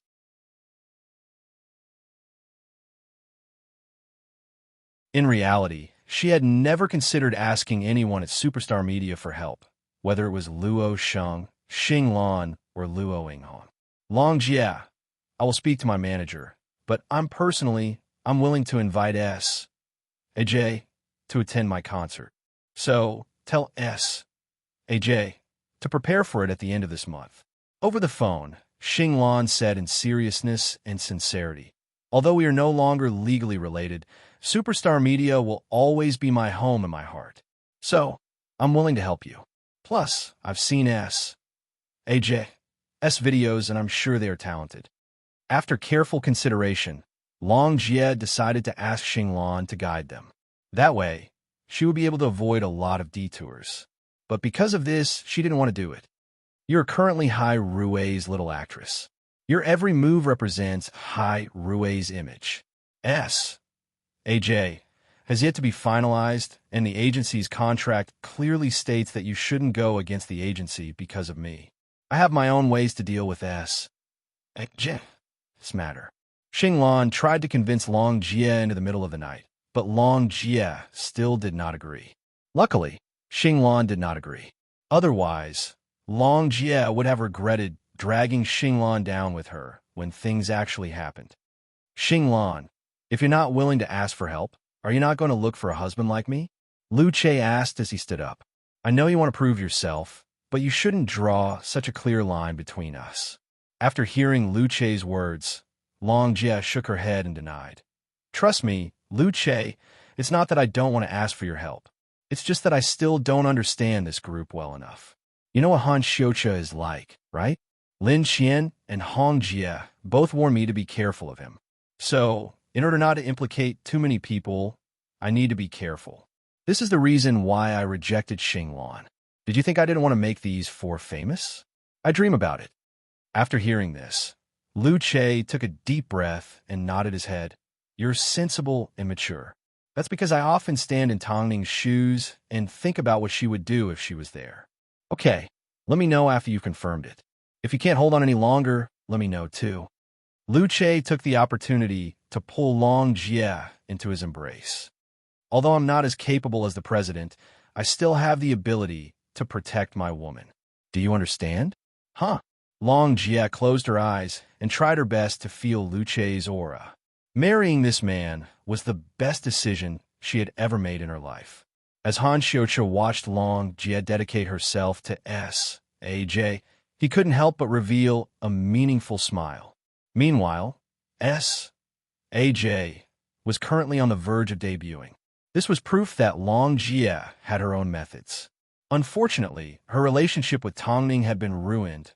Long Jie, my relationship with Lin Wei-sun isn't bad. Why don't I contact him and see if I can get some fashion resources for AJ? Faced with Han Xiucha's passionate offer of help, Long Jie shook her head. Don't owe others favors for nothing. Even if you get some resources now, it won't help the group. You need to understand, once they become famous, resources will automatically come to them. That's true. Right now, they just need an opportunity to perform. Does that mean when that time comes, AJ will announce their debut? Long Jie nodded her head. The effects of the video were currently showing, and the promotion was continuously expanding. I will try my best to create a positive image for them and release some press releases. If you need my help with anything, just let me know. Han Xiucha smiled and nodded. Introducing them to me is already the biggest help you've given me. I still haven't thanked you. Long Jie thanked Han Xiucha sincerely. Long Jie wanted to see Han Xiucha's sincerity.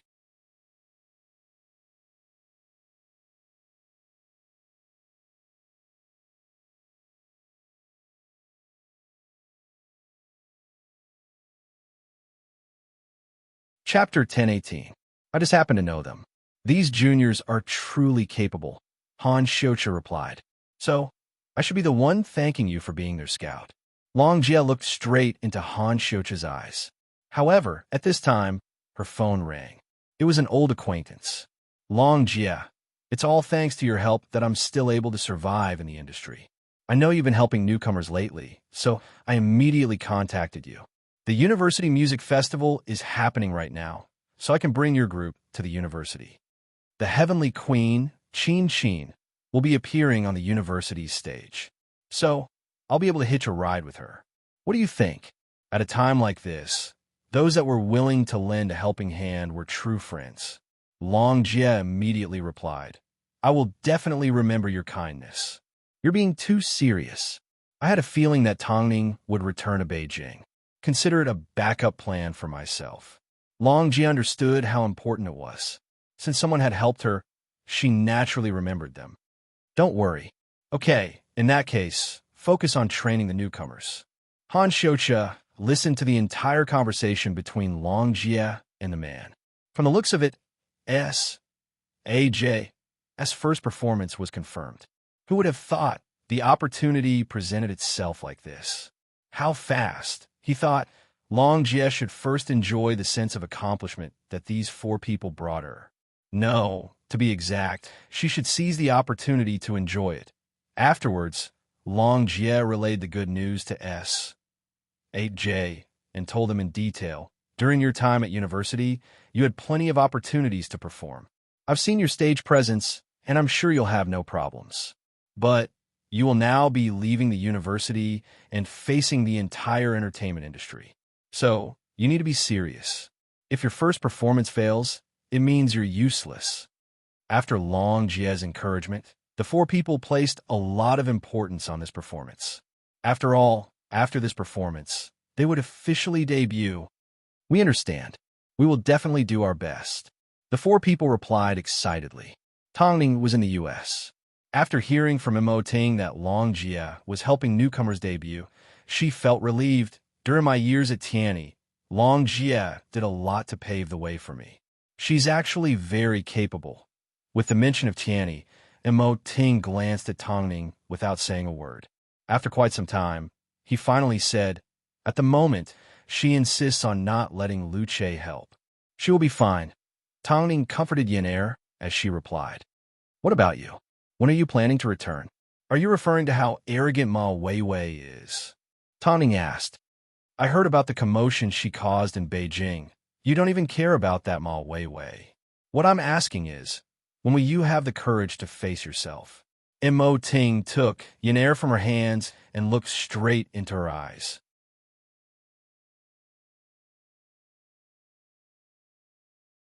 It was like he was trying to see through her. I heard you made some changes to the post-production of The Ant Queen. While I was in the U.S., I learned a lot and realized the difference between Eastern sci-fi and Western sci-fi. I don't think I have the ability to take charge at the moment. Ting, Xiao Sen's wish is to create a sci-fi film that is on par with Western sci-fi. But our previous ideas and standards are too basic and immature. Don't put so much pressure on yourself. Just do your best. Plus, the East and the West have always had a huge cultural difference. The West's approach may not be suitable for the East. Tongning looked at Mo Ting and softened her gaze. I won't disappoint you. By the way, you need to tell Lu Che to help Long Jiao more. Tongning had high expectations for herself, so she also raised her expectations for the Ant Queen. During post-production, she requested for the production team to be more detailed and complex. But no matter how big of a difference there was, Tongning insisted on maintaining the original story.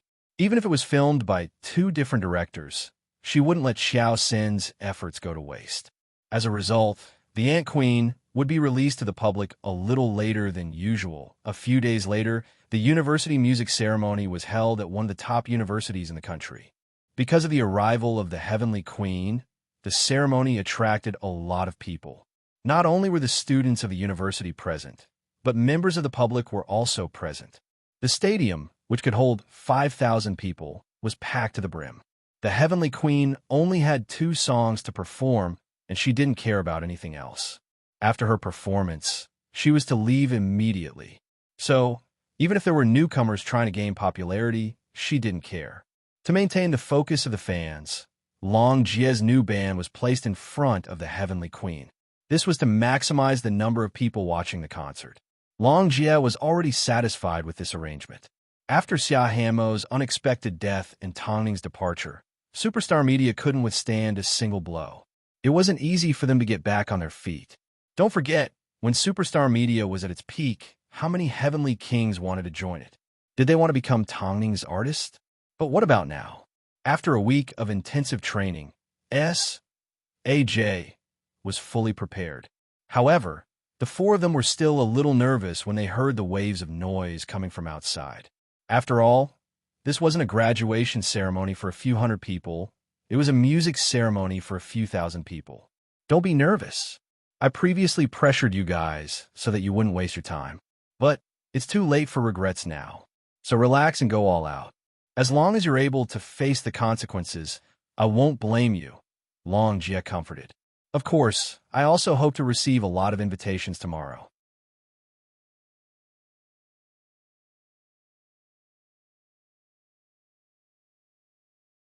The girls adjusted their breathing and felt a lot less stressed. Go, go, go, go. It's your turn soon. Long Jie placed all her hopes on the girls. She assumed that the result wouldn't be too bad. But they still had Han Xiuqia to back them up. He had led Long Jie step by step into this trap. So, when it was time to reel in the net, it was up to him. Obviously, he didn't intend to push Long Jie beyond redemption. At least, he wanted her to taste the fruits of victory. Otherwise, wouldn't that be too cruel? Faced with such a big stage, Long Jie simply stood backstage. Even though S.A.J.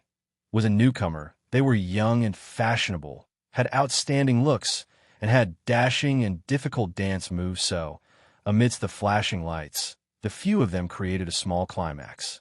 Even though the people watching didn't know who they knew they were cool and had a lot of flavor.